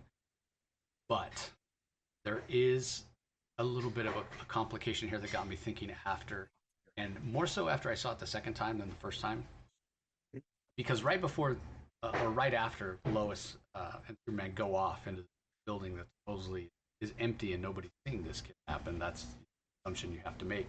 But Perry even says to Jimmy, well, how long those two have been hooking up? Like, supposedly it's actually them going off for Lois to interview Superman. But even Perry can see, hey, they're hooking up. Jimmy's known about it for 3 months or what have you. If we start, and it does seem a little bit reckless. Do you know for sure there's nobody in that building taking a picture of this on their phone or what have you? Because that's going to sure be a headline. Lois Lane and Superman in a relationship. But wouldn't this then preclude there to ever be Superman having a relationship, or Lois having a relationship with Clark Kent? Because that would then reveal to the world that Clark Kent and Superman. So again, that I definitely don't like when when Superman's identity is known out there. Brian Michael Bendis did in the comics, but again, with the personality of Clark Kent and the personality of Superman being closer together in the film than in a lot of versions, with this knowledge that the Justice Gang knows that Clark Kent and Superman are one and the same. Seems like the whole staff of Daily Planet knows that Superman and Lois are hooking up. Can you realistically keep the secret? Yeah, like Gunn would point. Be more. Seems like he's heading down a path to maybe have the world know.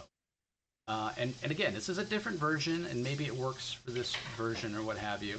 But yeah, it was just something I picked up. I was like, man, this is like, I get it. It's the traditional romance, right, of Superman and Lois. But it also goes back to what I was saying before, that we don't get as much of Clark Kent and much more. But I suspect she'll just break up with Superman, and then she'll start a relationship with Clark, and he's got his hypno glasses, which are kind of a cool thing in the movie. That's what my wife said. But how do you break up with Superman? Like, you know what I mean? Like, he's Superman. Kind of a downgrade. I mean, the optics on that are really strange. But Anyway, it's just something to think about that I thought of. It definitely doesn't. It was funny. That was funny because there was a scene there was one part of the movie where Lois actually mentioned that she goes, she mentioned to Mr. Terrific at one point. She goes, I was actually going to break up with him. I was contemplating breaking up with him, but then, and I'm thinking to myself, yeah, right, Lois, like you were going to break up with Superman. Yeah, I believe exactly. that. Like, forget it. Yeah, I didn't but believe that for a second. and she's saying that to somebody who knows that Superman and Clark Kent are one and the same. So Yeah. she's talking about I'm breaking up with Superman. That doesn't mean she's going to turn around and start dating Clark Kent because she knows they're one and the same. So yeah, interesting. Yeah. This is a different version of Jimmy Olsen that we get as well. I saw somebody that I know is a huge Jimmy Olsen fan that they didn't care for portrayal here. But I don't know why. I haven't had a chance to talk to them about why. But he's a bit of a ladies' man, which is a departure. I kind of enjoyed that aspect. I thought that the actor that played Jimmy Olsen also did a fantastic job, Skylar Gazindo. So yeah, I mean, it's not at various times. I mean, Jimmy's an interesting character. He's been used as comedic relief. He's actually a character that debuted in the Superman radio show long before there was television, where he first showed up. So the idea of a Jimmy who's a ladies' man, maybe, maybe not, as opposed to being a little bit more clumsy and not quite as self-assured. But this is a self-assured Jimmy. It's a capable Jimmy. It's not necessarily a super rich Jimmy, which he's at various times he's been portrayed as having tons of money for various reasons. But regardless, I enjoyed this version of Jimmy, even if he isn't Jimmy Olsen, Superman's best friend, Jimmy, best pal. You didn't get that sense in the film. He doesn't have the signal watch or whatever. But again, I thought, and maybe just because the acting was done so well, that this was a good portrayal. So again, I'm curious to hear from other Jimmy Olsen super fans, which I don't count myself, about what maybe they didn't like. But do you have any thoughts on Jimmy? I've never been a Jimmy Olsen super fan, which is why I like this rendition. I've always never been a fan of the Jimmy Olsen relentlessly being portrayed. In comic books, DC has tried, in my view, has repeatedly failed to make Jimmy Olsen as compelling as they could because they keep going back to the bow tie, and he's always the guy getting into trouble. And if anybody got into fantastical Super Silver Age misadventures, it was Jimmy Olsen. His comic book, that was the central thesis of his comic book. But at the heart, he was just a little bit too much of a clown, and it was even silly by Silver Age standards. And so it was nice to see. I like this. This was more of a man's man. He's a little bit more of a sort of a. While he might look like a beta male, he's an alpha male because he's got a strong social media presence. He's an excellent reporter. He's right up there with Lois Lane. He's not as good as Lois Lane, but his contacts, a lot of his contacts, his media contacts, as portrayed in the movie, are overlap with his social life.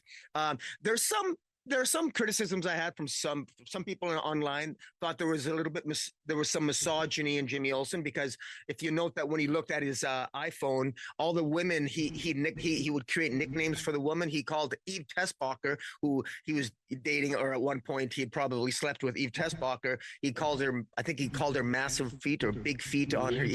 Mutant toes. Oh, mutant toes, right? So that's so you could argue that I can see maybe he's a little bit derogatory. He's having fun at the expense of the women that he's using just to get a story. And he did use Eve Tessbacher here to a certain extent. I mean, her life's on the line. He's got to know she's risking some things, giving him information on Lex Luthor. And I thought he was a little bit callous at times, if I'm honest, in terms of how he treated her. Maybe that just didn't translate well. Maybe that was just the way I interpreted his acting, but it didn't bother me because I see this Jimmy as being a little bit flawed. He's a little bit imperfect. To be honest, he's more like the Steve Lombard that I imagined. And by the way, Steve Lombard was one who didn't have much of a role in the movie, in my view. This Jimmy Olsen I liked. He was imposing. He was direct. He was a little bit nerdy, but yet he also had confidence, and he wasn't a pushover, and he had confidence with women, and women liked him, and he had a good social media profile, and he was a good reporter, and I'm glad they got rid of the camera. He didn't need. You don't need photographers in this day and age. You know, everybody's a photographer in the age of social media. So getting rid of the bow tie and the camera for Jimmy Olsen, good. He doesn't need that stuff. And I thought it was very wise and good creative choices by James Gunn, portraying him that way. Well acted by Skylar Gazondo. And I thought in terms of the plot, it was really good to see Jimmy work in conjunction with Lois to help bring down Luthor in the end, and the way they incorporated Eve Tessbacher in there, who we all know, remember the Tessbacher from the Superman Christopher Reeve movies. I thought it was just very well done the way they did that, and the way they fit his role into the story, because Jimmy Olsen plays more of a role in the Superman movie than one might traditionally have expected. Yeah, I agree. The misogyny is there. You know, he does call her mutant toes. He apparently told her that her toes look like somebody dropped shrimp cocktail on the floor. That's not very nice. But again, like to your point, yeah, it gives room for growth. The guy can grow to respect women a little bit more. But yeah, it shows that he's flawed at the end of the day. It's, you know, more interesting than he's just a golly shucks gee whiz bow tie wearing cameraman. A little bit more. So, well, you've touched on some of them already, but let's talk about the Justice Gang, which we have Guy Gardner, we have Hawk Girl, we have Mr. Terrific, and then later Orpho. So, as I mentioned, you kind of talked a little bit about Guy Gardner when we talked about the visuals earlier. But anything else to add about the portrayal of Guy Gardner by Nathan Fillion? Yeah, I was surprised how much I liked it. First of all, in the early previews of this, I thought he looked ridiculous with that hair, and I was worried about it. But Nathan Fillion won me over. This Guy Gardner, I was happy to report, is not as unlikable as I thought. I like that Nathan Fillion is a character that is an actor that makes every character I've ever seen him portray, I've liked. When he was on Castle, I liked him as Castle. When he was like, I mean, whatever role he plays, I just like him. He's a likable actor. And there's something in his portrayal of Guy Gardner, while that Guy Gardner, he's jaded and he's cynical and he's a little bit of a jerk, but he's not a complete a-hole, and he does care. And at the end of the day, you know, he cares about Superman, and he's a little bit, he's jaded, and he brags about being part of the Green Lantern Corps, and he prides himself on believing he lives by a code. But the fact of the matter is that he's by the end of the movie, like everyone else, he's swayed by the actions of Superman, and he does the right thing. And I I really enjoyed the character. I thought it was, he didn't do anything that made me dislike him. And that was, it's going to be interesting to see maybe when, it's interesting that they call it the Justice Gang and not the Justice League. And I think it's because they're going to move into the Justice League at some future movie, but calling it a Justice Gang, it worked, because the fact that Guy Gardner loves the name Justice Gang. Well, I'm sure I'm not the only one. I hate the name Justice Gang. It's stupid. I'm not the only one saying, why are you calling it the Justice Gang? Well, of course, Guy Gardner would love the name Justice Gang. Well, that's one reason maybe not to like this, to not like Guy Gardner, but I kind of like him because he comes across as a little bit of a know-it-all, a little bit of a narcissist, but he's still the guy, just like in the comics, that you want him in your corner at the end of the day, because there was a pivotal scene in the movie when Superman couldn't show up when there's a war that was about to begin. And fortunately, you had the Justice Gang show up, and it was a pretty cool moment. And there was some interactions highlighted by Green Lantern, Nathan Fillion's character, that I thought really, really hit the point home. And I thought it worked. So I quite enjoyed the character. What about yourself? I've never liked Guy Gardner more than I like him in this film. I've never really liked Guy Gardner that much. Like, Guy Gardner in the comics is a blowhard. He's definitely a narcissist. He's definitely full of himself. There's a point in the movie where Lois is talking about, she's trying to get the Justice Gang to help her locate Superman missing, and there's some back and forth between the various members about calling it the Justice Gang.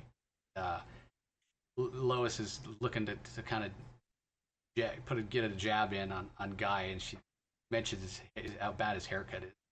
His haircut just looks awful. And Guy says 348 women didn't think so. This guy's kept account of the number of women that he slept with, and if that's not the most Guy Gardner thing to have done, of course he knows what his body count is. Of course, Guy Gardner does. He's such a blowhard, and in the comics, again, because of the difference in the medium, you don't get much nuance with that. He just comes across as completely full of himself, a narcissist, and frankly, a jerk. The guy is a jerk. But you're right. He's a very formidable fighter and warrior, and if your back's against the wall, you want him on your team because he's dedicated and he's fiercely loyal. He's going to help you win the day. He's going to brag about it after and be full of himself about it after, but in the end, he's somebody you want. He's going to be on the winning team. What Nathan Fillion has done, because again, the difference in the medium is he's brought a humanity to that in my opinion, I've never seen in Guy Gardner before. Because I agree with you. Nathan Fillion is a great guy. Had a chance to meet him and interview him once, and he was super nice. Kind of off the record afterwards, we talked a little bit about him. He had wanted to play Simon Williams in the MCU, and this was long before Simon Williams was cast. I think it's an African American gentleman. I'm not familiar with the actor or what his name is. But Fillion was hoping for that role, and I think he would have done a fantastic job about it. Obviously, he didn't get it, and at some point, will we even see Simon Williams? I don't know. Has Simon Williams showed up already? I don't know.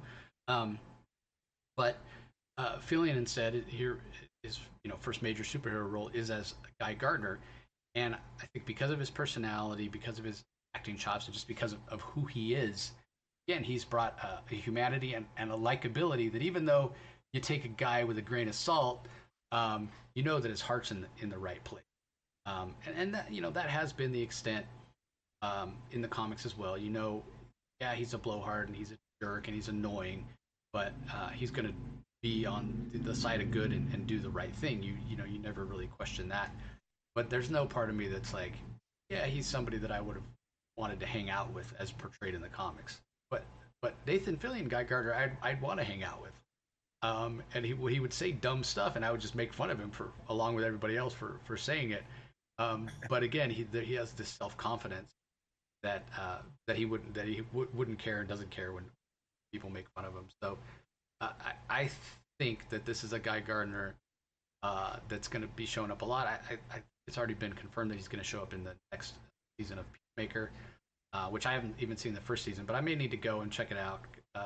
Apparently, that show's going to play an important role here DC forward, and it's a chance to see Nathan Fillion as Guy Gardner, which I just thought he did a fantastic job. So a lot of credit to Nathan for that, Nathan Fillion for that. Credit to his working relationship that he has with James Gunn, and obviously credit to James Gunn for the character. I thought a fantastic job. Next member of the Justice Gang that we'll talk about, kind of already touched on it. This hot girl, Isabella Merced. I thought she did a reasonably good job. I don't think she necessarily had a lot to work with. She's definitely the Justice Gang member that we wanted the least of. Yeah, she flies and she hits things with her mace, and she has this scream that makes her sound like a hawk. But beyond that, we don't really know what her abilities are. Theoretically, she should be stronger than the average person. Maybe that's implied. Her eyesight should be hawk or what have you. She's on the short side, and I agree with you. Like, I'm used to seeing a slender, more tall hawk girl because again, you want a bird-like. That didn't necessarily bother me. Yeah. It's a nitpick, just a nitpick. Yeah. Interesting choice. I don't know that I've seen Isabella Merced in before, but again, I thought she was fine with what she had to work with. She's playing off of Mr. Terrific and Guy Gardner, both very strong personalities, and she does hold her own there. But you alluded to it before, mentioned it before. When she goes to stop the invasion of Barovia into Hondur, she goes and gets the president of Barovia, and after taking out all his guards, and she's flying with him over the capital city, and he says something to the effect, what are you going to do with me? I know you're friends with Superman. You're not going to kill me. She says, "I'm not Superman," and she drops him, she kills him. I thought that was a very interesting choice. So, I mean, does Mr. Terrific kill? Does Guy Gardner kill? I know. I mean, she is a warrior. We don't know about the Well, reincarnation aspect of it, or what have you. yeah. I didn't necessarily like that choice, but again, I don't have enough context about this character to understand that choice. But it sounded like you didn't like it either, which I was surprised. You're usually a lot more. Well, I'm going to use the let me word tell you why. bloodthirsty than I am when it comes to these heroes. No, but the reason why I didn't like it was because I thought that the Green when they went and stopped the war in Bolivar or whatever, Green Lantern, when he used his power ring, he used it in a humorous way. He used energy hand constructs that came out of the ground and knocked the soldiers down. He didn't kill any of them. He even made a middle finger. He flipped the bird to the soldiers as he was incapacitating them. He didn't kill them. And that I thought was a callback to the beginning when Green Lantern, he killed the monster, and Superman said, why'd we didn't have to do that, right? And I thought that was sort of the Justice Gang showing respect for Superman, that there was another way. You don't need to kill. And so when Hawkgirl did it and dropped him, I thought that was out of sync. It didn't feel right. Now, it's possible we never saw him land. In fact, if I remember the scene correctly, she drops the general, and then the next scene is something falling into a cup of water, because I think, was it another character was having Steve a Lombard. drink or something? Yeah, Steve Lombard was having a drink of water. So maybe are we to say that he fall in water, maybe, but it didn't look like it. It looked like he was being dropped on a building. So it's a minor nitpick. And by the way, Hawkgirl is a character that would, in DC lore, I think she's killed before. So she is a character that is more in keeping with maybe occasionally using lethal force. So that wouldn't necessarily be out of character in terms of the source material necessarily. So anyways, minor point, but so. Yeah, again, I didn't necessarily like it for story reasons, but I'm not condemning it, because if we don't have context for this character, she's, as I mentioned, the one that's least developed of members of the Justice Gang. The one that I see most that people praising, like as much as we liked Guy Gardner, I see so many people like they're clamoring for a Mr. Terrific movie. And yeah, at times he really does steal the show. It's an actor that Edie Gathegi, I think is how you pronounce his name. He previously was in X-Men First Class as a character, got killed right away. I'm not that familiar with him. I mean, he looks familiar. I think he was Lost and some other shows. But he's an actor, and this happened with my wife. My wife's like, where do I know him from? Because he's been in so many things. But I just thought his portrayal, especially as an unemotional character, and Mr. Terrific does come across as unemotional a lot of times in the comics, because he's so focused in a way, similar to Lois, similar to Lex Luthor. He can be obsessive, and he even mentions to Lois at some point, he's like, I don't really do emotions. Yes, the characterization with his big scene in terms of his physicality was maybe a little bit out of character. Not a character that, generally speaking, is going to get physical.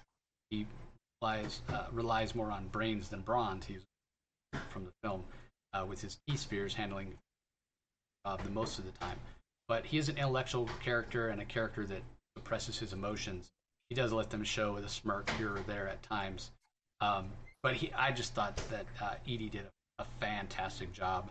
Mr. Terrific has steadily been rising the ranks of my favorite DC characters for a while now, partly due to the recent first issue of his miniseries that's going on right now.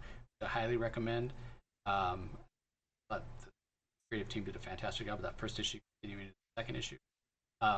And this is only adding to my love of the character. And I've had a couple of people reach out to me as well. Hey, have you seen it? Have you seen the movie? It's like, yeah, I have. Hey, I loved Mr. Terrific. I really want that jacket. You could see DC could make a killing selling those Mr. Terrific jackets. So, anyway, what are your thoughts on Mr. Terrific? Mr. Terrific is. There are so many scenes with Mr. Terrific. I was surprised at how much he was in this movie. He's an extremely important character in this movie. The plot, almost you couldn't have the progression of the plot without him playing the role that he did.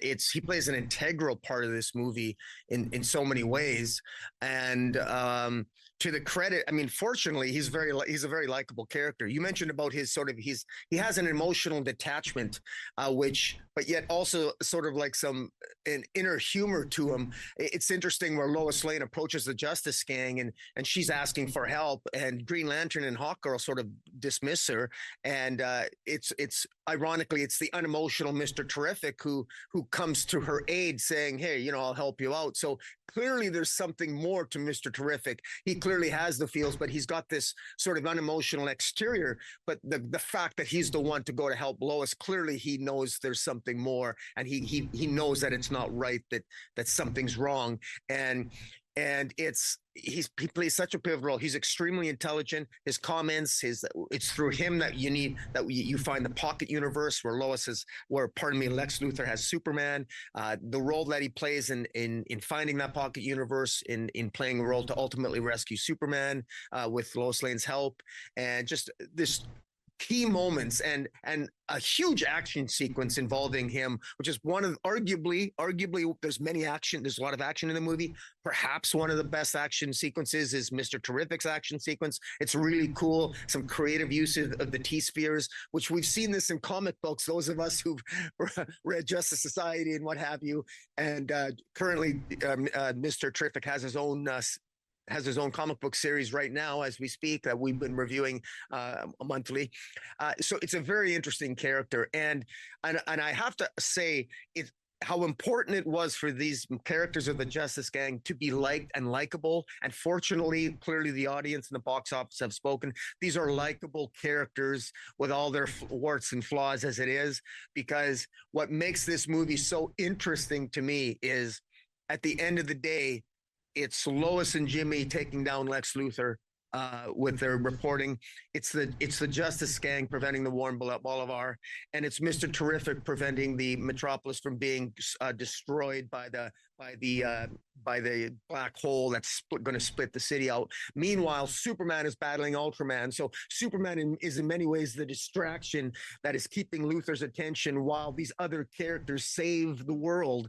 And so everybody has a role to play. It really feels like a team effort, but it's a Superman movie, and yet it feels awesome, and it all comes together so well. And that's why it's so comic booky, because it's not all Superman. Superman would not have won the day but for his friends, and he's got friends because of who he is. And it's just, and it works so well. And I also want to say it's also interesting to note that this is a world that's supposed to have a lot of superheroes in it, and we're not exposed to a lot of them. We only got the Justice Gang and Superman, really.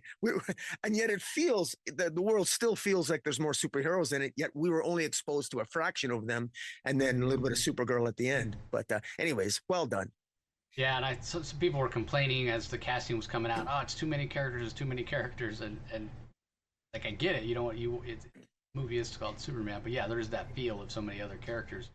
Really, there hasn't been that many that show up, and they all have a role to play. Hawk Girl notwithstanding, because her role is relatively small, as we mentioned.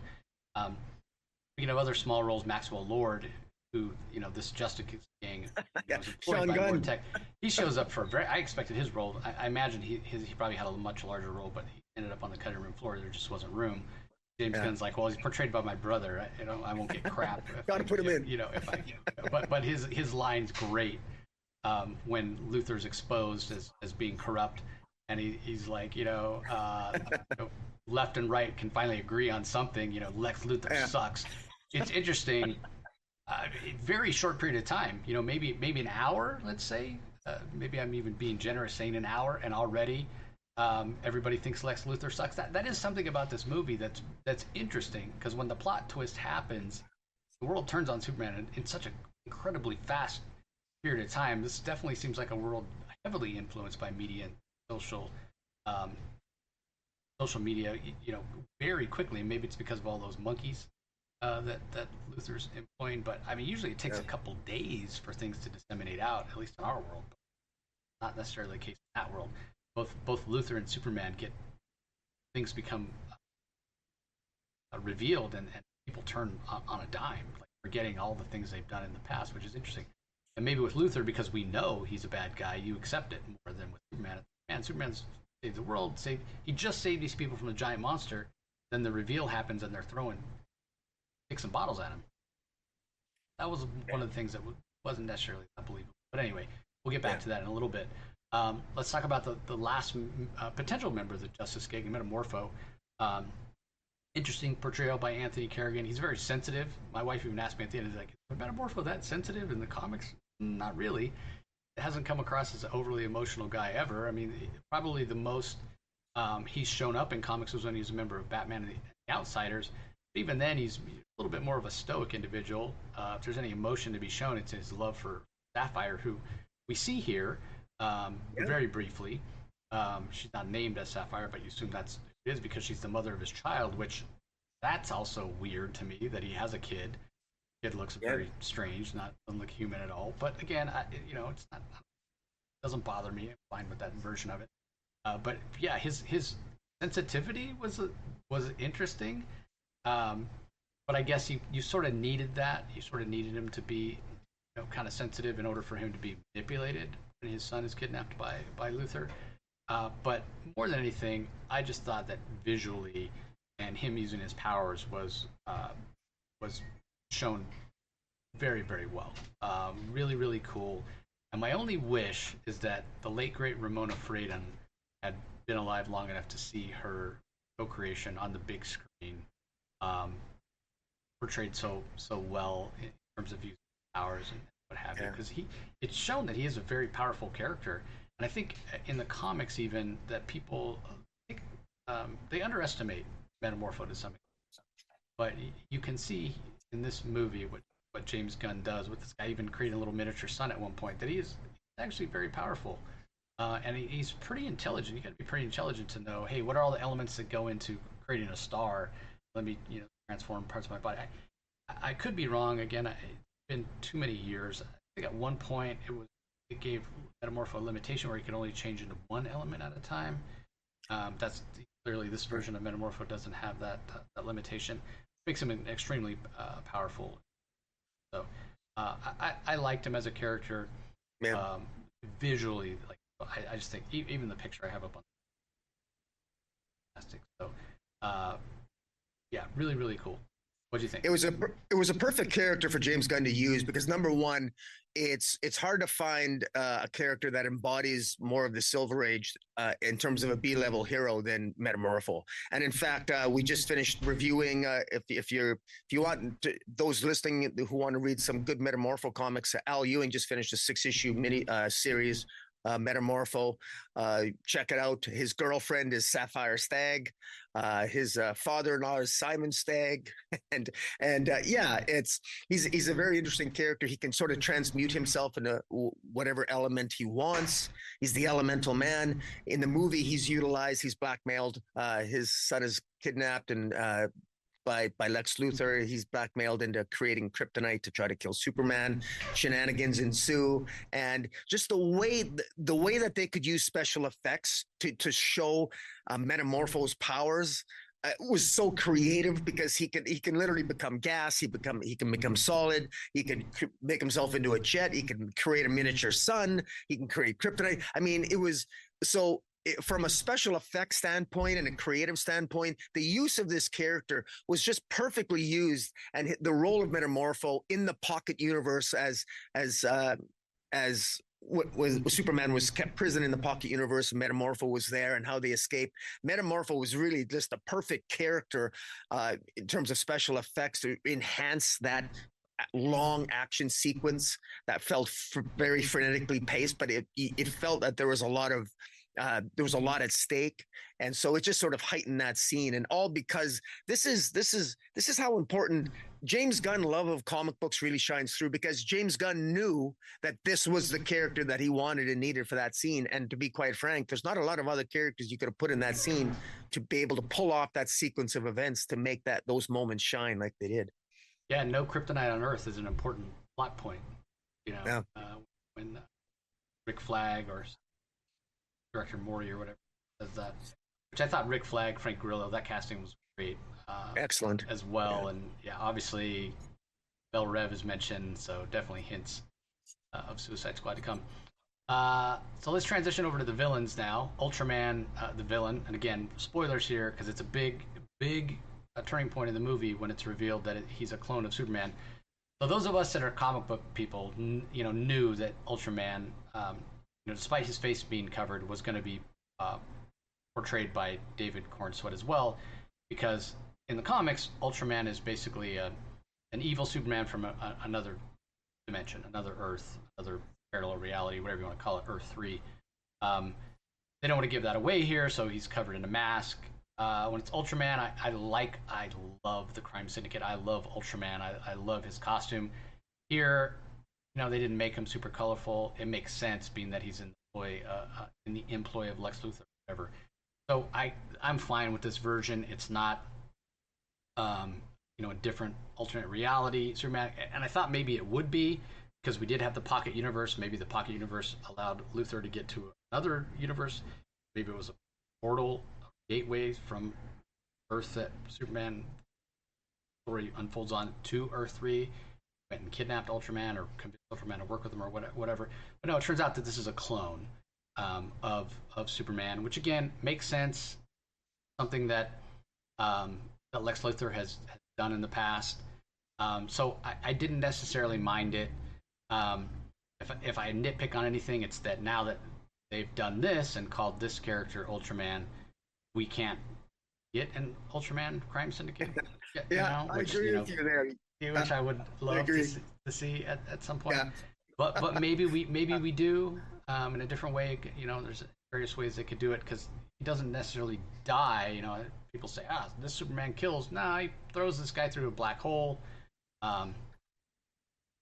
Superman would survive it, so his clone's going to survive it. But that opens up. I said there wasn't much of a cliffhanger. That is a way to continue this. If you go, what's his journey, what have you. But ultimately, I think this version of Ultraman works in terms of he's a villain that, in terms of power level, is a legitimate threat to Superman. Yeah, he's not the smartest because it's a clone, and Luthor even says, when you make a clone, as oftentimes, it's not as good as the original, and if possible, this guy's even stupider than you. But then it does again allow for Gunn to show the genius of Luthor, when he basically Luthor has, especially when Superman has studied all his fights since he showed up, and he's basically feeds this clone pre-programmed physical fight moves. They're all like 1A, 3L, H7 or whatever, and the guy does the maneuver because he's not smart enough to fight and defeat his own. As much as he is probably a match for him physically, Luthor even mentions at one point that he's possibly even stronger than, but he's paid for that in a lack of brain power. So I thought he was a legitimate threat. Visually, I thought he was okay. I understand why he's got the muted colors, but man, Ultraman's costume is so great, colorful. But yeah, this is a different version, and I thought that it worked. So, what are your thoughts on Ultraman? Again, and this is a nitpick. This would have bothered me a lot more. I did not like this Ultraman. I also, but the reason why it's a nitpick is only because the rest of the movie was so good that it didn't actually matter to me. But I would say, of all the things that James Gunn did, his misstep was in Ultraman. First of all, this iteration of Ultraman simply does not exist in comics. Ultraman in comics is on Earth 3, and it's not a clone of Superman. It's actually a different person. It's not even the equivalent of, it's, for all intents and purposes, Ultraman is just diametrically different. He's on Earth 3, and his powers, it's just different. This should be either Bizarro. Yeah. I mean, if it's a clone, it should be Bizarro. And I don't know why this was such a deviation. The costume is different. Everything is different. You don't need to. Why not make it Parasite? Why not make it Bizarro? Why not you got a whole slew, make it some, I don't know. It's a minor thing. It's a minor thing, but, and it just doesn't matter to me. And again, I say again, it's just a nitpick. I actually liked the angle that with Luthor that this Ultraman was so stupid that Luthor had to feed him moves like in a game of Battleship, B1, B move, BC. I would have liked to have seen this Ultraman at least maybe talk a little more, get into his head. Does he have any feelings? Is he just playing evil? Like maybe a little bit more substance to him. But there was so much going on in the rest of the movie. Clearly, this Ultraman was just sort of like literally a construct, almost like a physical manifestation of Luthor. I would have liked to, or even yes, okay, it's the clone of Superman, but then why was he so? If it's the clone of Superman, maybe clearly it has Lex Luthor's moral compass, and so I would have liked a little bit more information on Ultraman. But you know what I mean. But then again, does it really matter to me? It didn't really matter to me. And the funny thing is that it doesn't even matter to Superman. There were so many times in the movie where Superman should have finished the job. Superman just was like a fireman. He's going from place to place. He's like a fireman, rescue, and he doesn't stick around for accolades. But because he's got so much to do, but he doesn't have enough time to stop and think and smell the roses, and he doesn't linger longer. He just gets it done. And it's such a frenetically paced movie, and somehow that worked for this movie, because I would have told you were crazy if you'd have told me this is going to be that fast paced a movie with this much going on for it. But I tell you, it worked. And in a way, this does free up. The blessing in disguise is that even though I don't like this character, Ultraman, it just didn't matter because I still love the movie. And now we still have Brainiac and Parasite and all these other Bizarro we can see in the future of the DCU.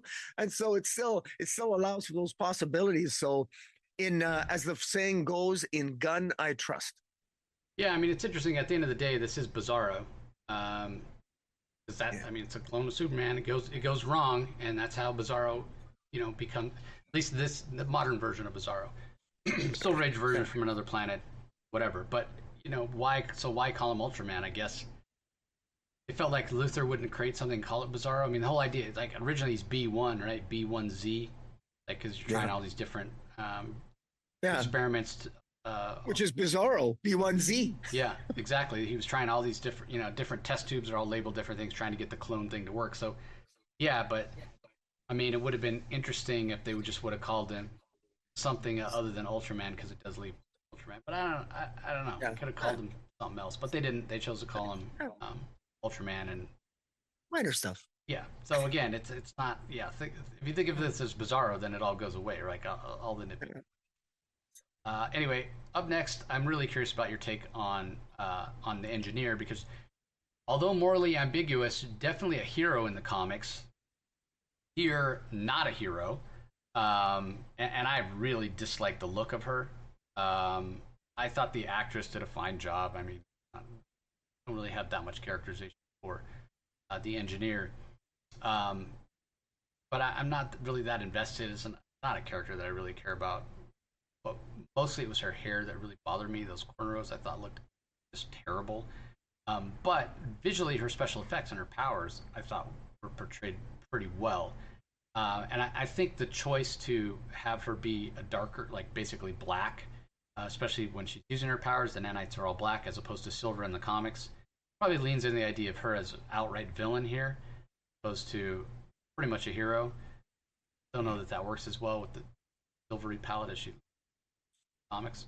But I don't know, it bothered me. I mean, you can see here I've superimposed her comic book version. Yeah, she does have dreads, but they're not terrible hairdo they give her in the film. But she, to me, was the least interesting of all the characters in the film.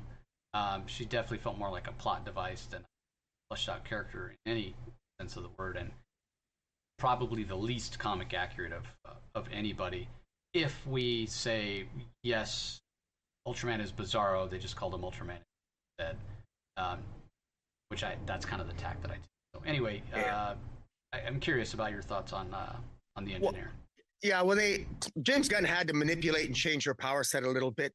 because she was essentially, her role was essential to the movie. It was through her ability to control nanites where ultimately she was used in the Fortress of Solitude to sort of decrypt the message from Jor-El and Laura, which ended up being a more nefarious message than even Superman was aware of, and it played a central role in the underpinnings and of the plot itself, which sort of helped turn the world against Superman in midway through the movie. And that was because a lot of the actions of the engineer. We don't know what her motivations is. We know that Luther created her, but what are her motivations? Does she actually believe in Luther's cause? I thought, because she was the engineer, I thought that there was going to be a scene near the end where she ends up dying because of that. Something would go wrong and Superman would save her. That Superman would get it, that Superman would be down and out.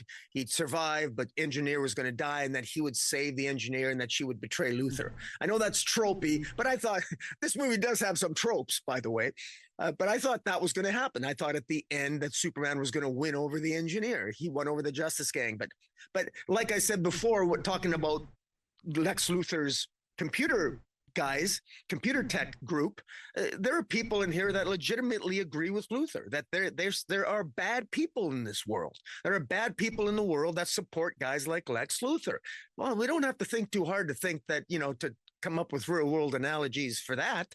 And engineer is one of them. She is genuinely she's genuinely evil in this movie and unapologetic about it. And there's quite an action scene at the end that, Superman barely survives. It's an awesome scene. And again, it's cool. She's a great villain. She makes a great villain. But for those of us that love the Authority and love her from the comic books, this is definitely a little bit disappointing to see her moral compass be so completely skewed.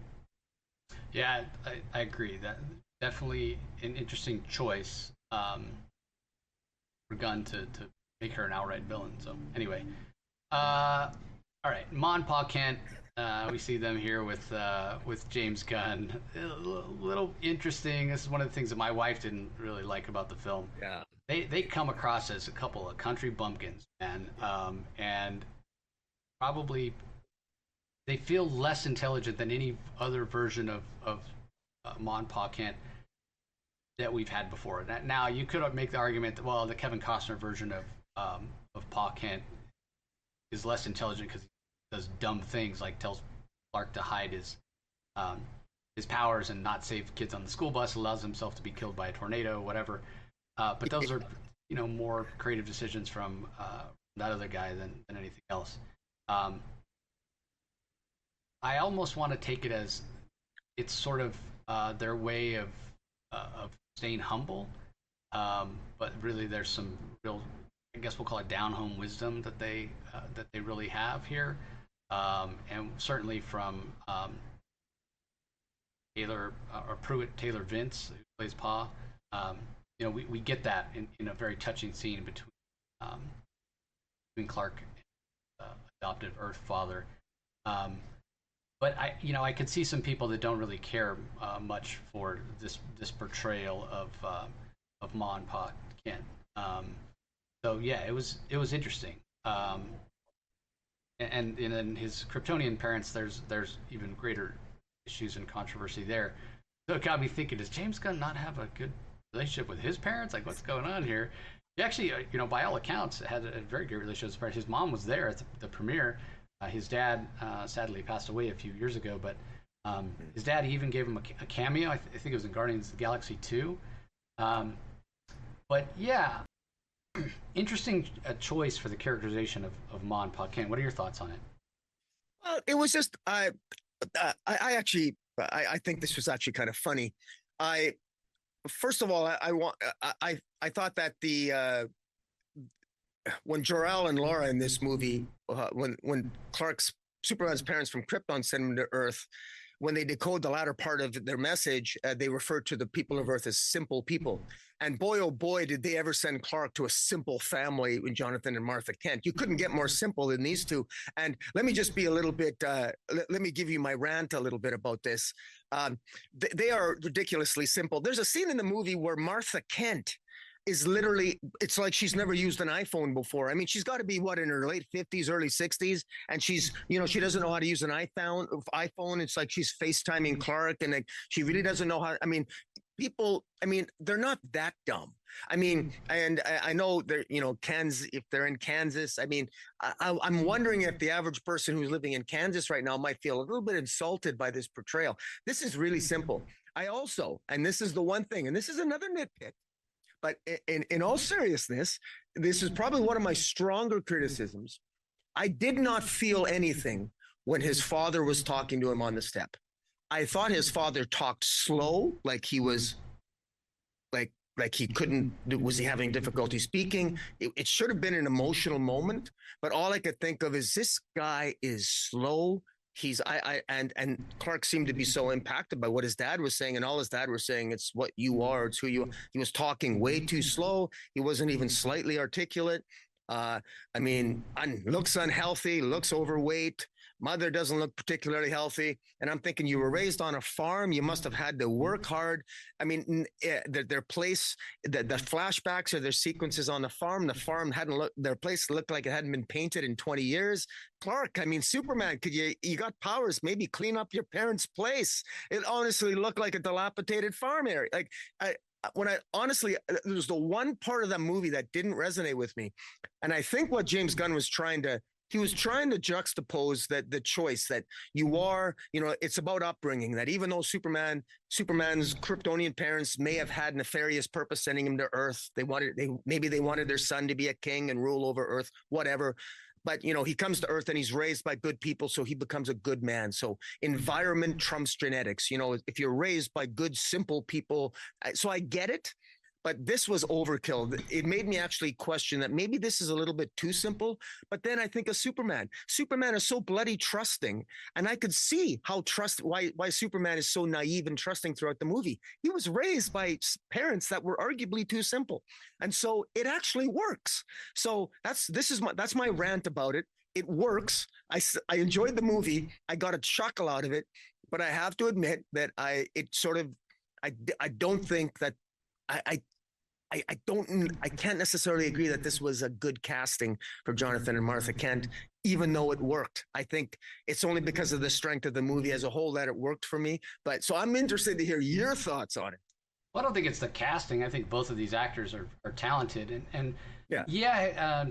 Well, the way they portrayed the character. Yeah, maybe, it's how they're written, and the movie's written by James Gunn, so he's the one that's really, it's his voice through Ma and Kent. So when Pruitt Taylor Vince is talking to the Superman on their porch, that I thought was emotional. He was talking slow, not because he was simple, but because he's trying to emphasize his point.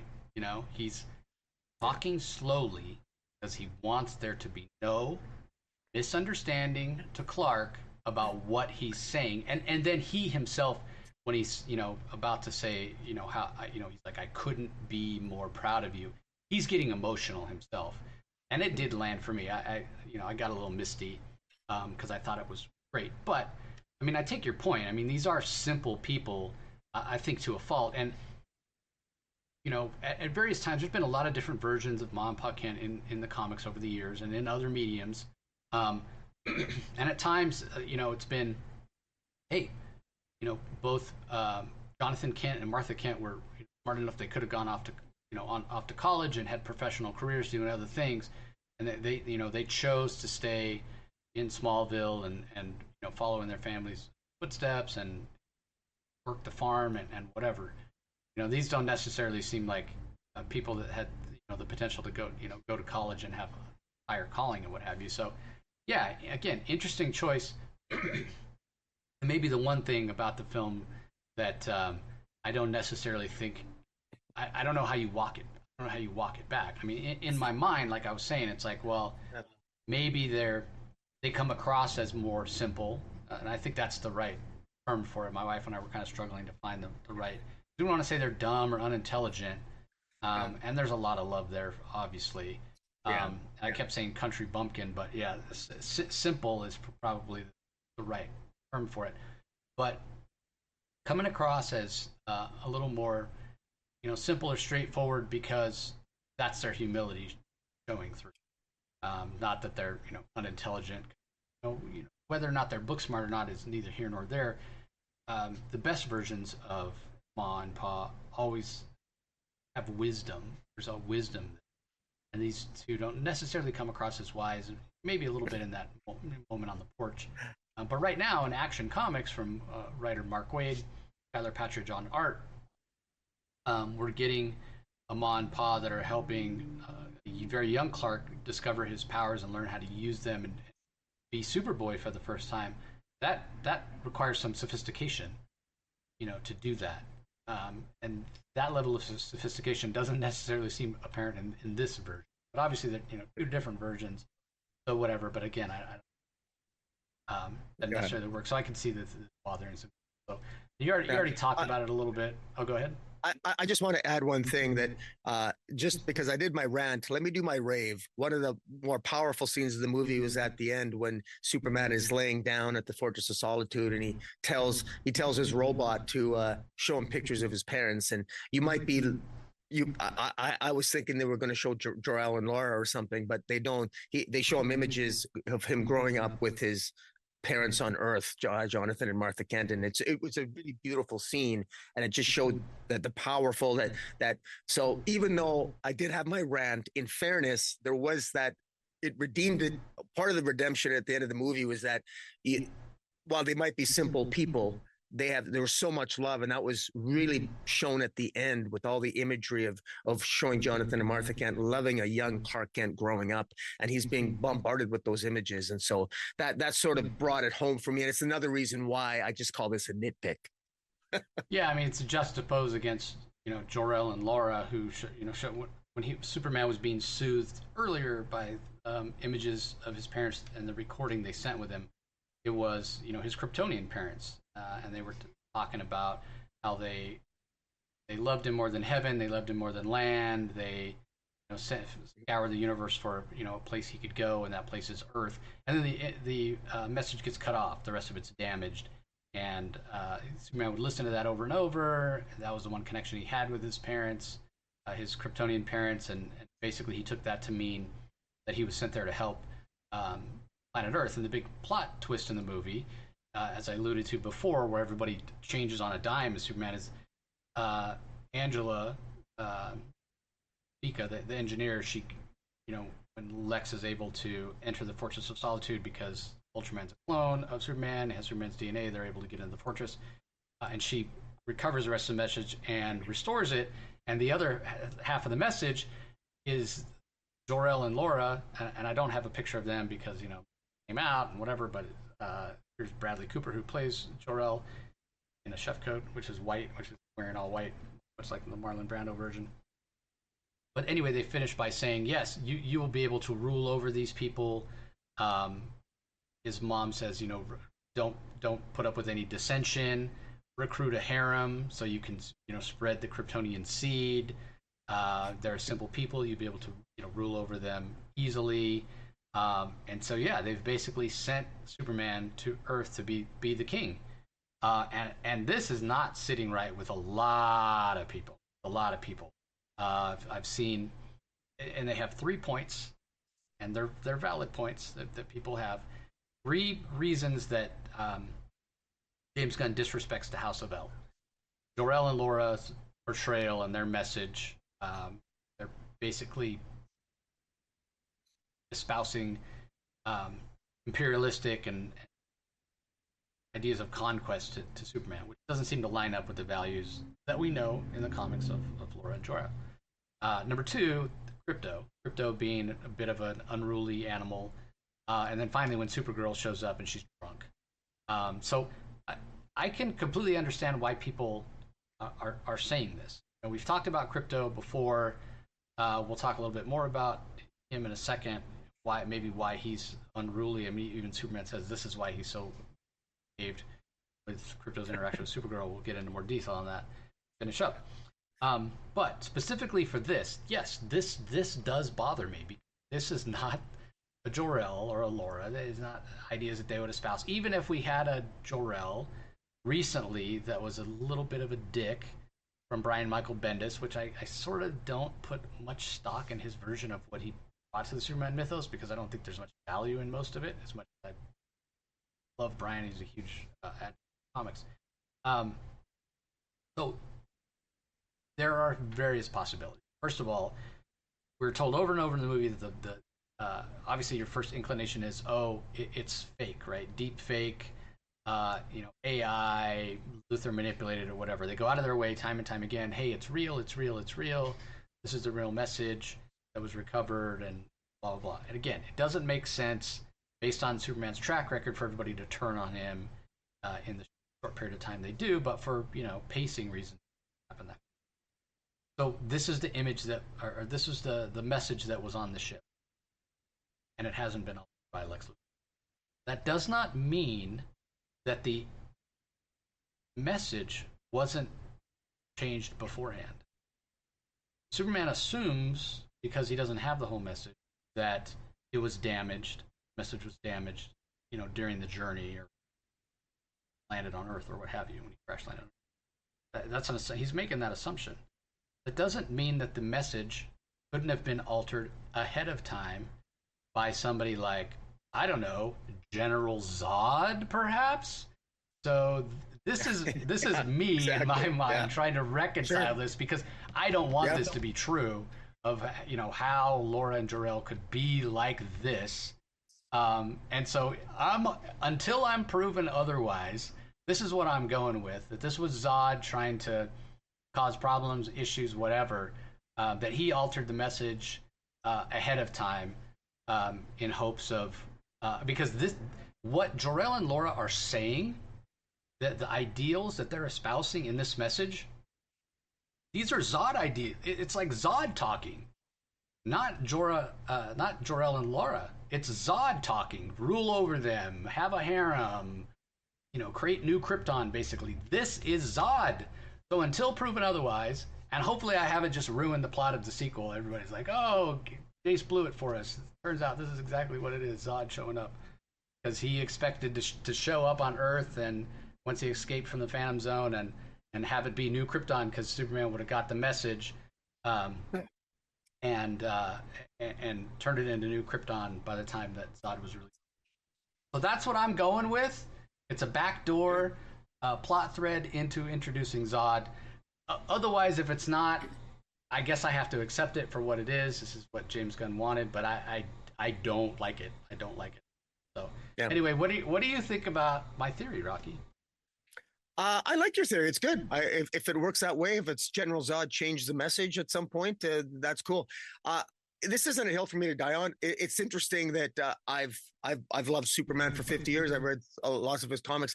I just don't care. I thought this. And by the way, this has been done before in the Smallville series.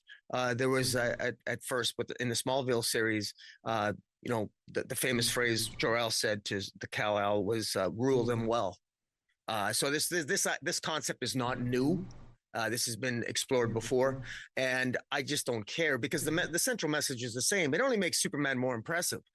If the intention of his parents were sending him to Earth to rule, but he ends up protecting us. I mean, all the power to him. It just goes to show that he was raised by good parents. The irony is that Jor-El and Laura.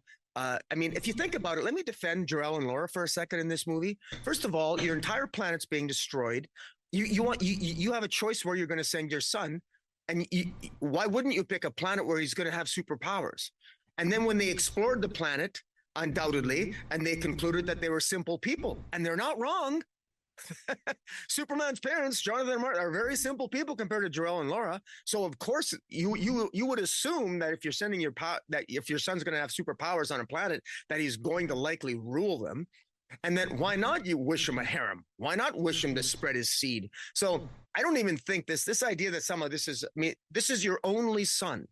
And so this idea that they have to be benevolent, I get it. It breaks, many years of comic book lore. I'm just saying this doesn't bother me at all because it just makes Superman that much more extraordinary that despite the wishes of his original parents, his biological parents that he wasn't even aware of, he ends up being the exact opposite, and yet still manages to have an extraordinary life. And he actually ends up with an entire planet. You could say in a strange kind of way, Superman does rule the Earth by not ruling at all. You know, he's very a Buddhist idea of just, you know, it's through kindness that he has respect, but he doesn't rule anyone, but he just guides them and protects them. And in many ways, that's what a king does. He's like the benevolent king, but he's like, I guess you could say he's like the Messiah, like God, in that one interpretation of Superman, where he stands back and he's Avatar like. He respects the free will of everyone. He protects everyone. He saves lives, and he asks you that, and he has friends that help him do what he does, and that is protect people. So it's just not a hill for me to die on. But you know, if they're gonna go with it, by all means, I like your General Zod theory. That's pretty cool. Yeah, I mean, I think what people are saying, especially because like my favorite version of Laura and Jor-El is actually the absolute version of Superman, the absolute Superman series that's coming out from right now from Jason Aaron and Rafa Sandoval, where we get an older, you know, Superman leaves Krypton at a much older age, 10 years older, what have you. He gets more time with his parents. They're so empathetic, you know, and so I think that the kind of these imperialist ideas that this Laura and Jor-El are espousing are a little bit unintelligent, you know, a little bit closed-minded in a lot of ways. And Jor-El and Laura have always been extremely intelligent. And so we don't have the context of understanding this version of Krypton or what have you, but it seems more like cooperation kind of rules today. But I take to your point, right? Like if they were sending Superman to, you know, a planet with very, very, very primitive beings, you know, you would ask them, hey, you know, look over them and also establish a new. So yeah, I take your point, valid, but yeah, I'm fingers crossed for my General Zod theory. Yeah. Anyway, getting back to Krypto and his misbehaving, Supergirl does show up at the end. She's drunk. I've heard people complaining about that. Now, this is not unprecedented. This is right out of the pages of Tom King's Supergirl Woman of Tomorrow, which we know there's a Supergirl movie coming. We know it's largely influenced by Tom King's Superman World of Tomorrow. Tom's working on that movie along with James Gunn. So it makes sense. But, I mean, this is even sort of a younger, less mature Supergirl that we get just for a moment. You know, even calls her cousin bitch, like, at one point. It's really over the top. And as soon as she shows up, you know, she's like, hey, where's my dog? Krypto runs over, grabs her, starts tossing her around like a rag doll. She's obviously not hurt because she's invulnerable. She has the same powers as Superman. But you know, Superman's like, this is why Krypto misbehaves, because this is what she encourages in him, to be unruly. So you know, at least it helps inform why Krypto is he is. But it doesn't portray Supergirl in the best light. But what it does do, just to play devil's advocate here, people that are complaining about it, is it certainly sets up Supergirl in a place that she can have a huge amount of growth and a huge character arc in her film that's coming up. So don't be too quick to rush to judgment on, you know, 60 seconds of Supergirl that we have in this film. And you know, it could possibly be based on the origin and the timing, but this is a Supergirl, much like the first time in the comics, where she was much older when she left Krypton, and her ship just took a lot longer to get to Earth while she was in suspended animation. So Superman, Clark Kent, landed there first. He aged up and has passed her in age. He's actually older than her. But she has memories of Krypton before it exploded. So she's dealing with a lot more trauma. It's certainly not unheard of for people to deal with trauma through, you know, drinking and acting out. So just don't be so quick to rush to judgment on this version of Supergirl and James Gunn's narrative decisions until we actually get some context for who this Supergirl is and what she's been through. So that's kind of the only thing I have to say about us. Anything to add to that, Rocky? I agree with you. The context is everything. And look, this isn't the Helen Slater Supergirl from the classic Supergirl movie. This is a very different Supergirl. This is a Supergirl that's more jaded than Superman. She's going to take a while to find the hope and the inspiration that Clark Kent had. This is a Supergirl that wasn't raised She wasn't raised by simple parents in Kansas. She was raised by other Kryptonians. And if the other Kryptonians that she was raised by, namely Jor-El's brother, and we know how Jor-El and Laura, we know what their attitude is. Well, imagine what maybe Supergirl has a lot more to overcome before she embraces the type of morality that her cousin has. Because so right away, I think this is a fantastic setup. This is a better setup for the Supergirl movie than because when Tom King's Supergirl Woman of Tomorrow came out, there were criticisms of it saying this is not something Supergirl would do, and there was some basis in fact to maybe even agree with that if you want to get technical. But because this is the continuity of a new James Gunn DC universe, this is not actually a Silver Age Supergirl interpretation. This is a modern age Tom King, relatively very new iteration of Supergirl that's going to have those Silver Age sensibilities, but it's going to have a modern day touch up to it, grounded in trauma of she witnessed in real time the destruction of Argo City, of Krypton. She was a young teenager. Of course, it's not a surprise that she likes to drink. So Superman even says she likes to go on to other planets where there's a red sun where she can get drunk because she can't get drunk under a yellow sun. And she likes joking around with her dog. And so, you know, and the fact that you know that Lobo's going to be in that Supergirl movie, but played by Jason Momoa. I mean, I'm more excited now with the Supergirl movie. I thought it was a stroke of genius, by the way, to have James Gunn have Supergirl show up at the end like that. I thought that was genius because now people are going to be asking, what the hell's going on? What's with her? Oh my God. Superman is such a he's such an airtight, you know, perfect, trustworthy guy. And who's this? That's his cousin? She's drunk? What the hell's going on there? So people are asking the right questions. And I think if it's even half of what the movie is going to be, of half of what the Supergirl Woman of Tomorrow comic is, it's going to be a hell of a movie. Yeah, we get the Superman robots saying out loud what we're thinking, you know, Gary, Alan Tudyk's Superman Robot 4. Like, yeah, her partying could be a problem. Yeah. So anyway, that does it for our full review, everybody. Hope you enjoyed it. I realized looking at the time here, we've actually talked for longer than the running time for the Superman movie. It's 2 hours and 9 minutes. We're at 2:20 right now. So yeah, just fantastic. And thanks to Rocky for joining me. I was trying to get somebody else on. They could do this, but hope you guys enjoyed what we had to say. And we'll finish up here by giving it a star rating on a scale of 1 to 10. Rocky, what do you think for Superman?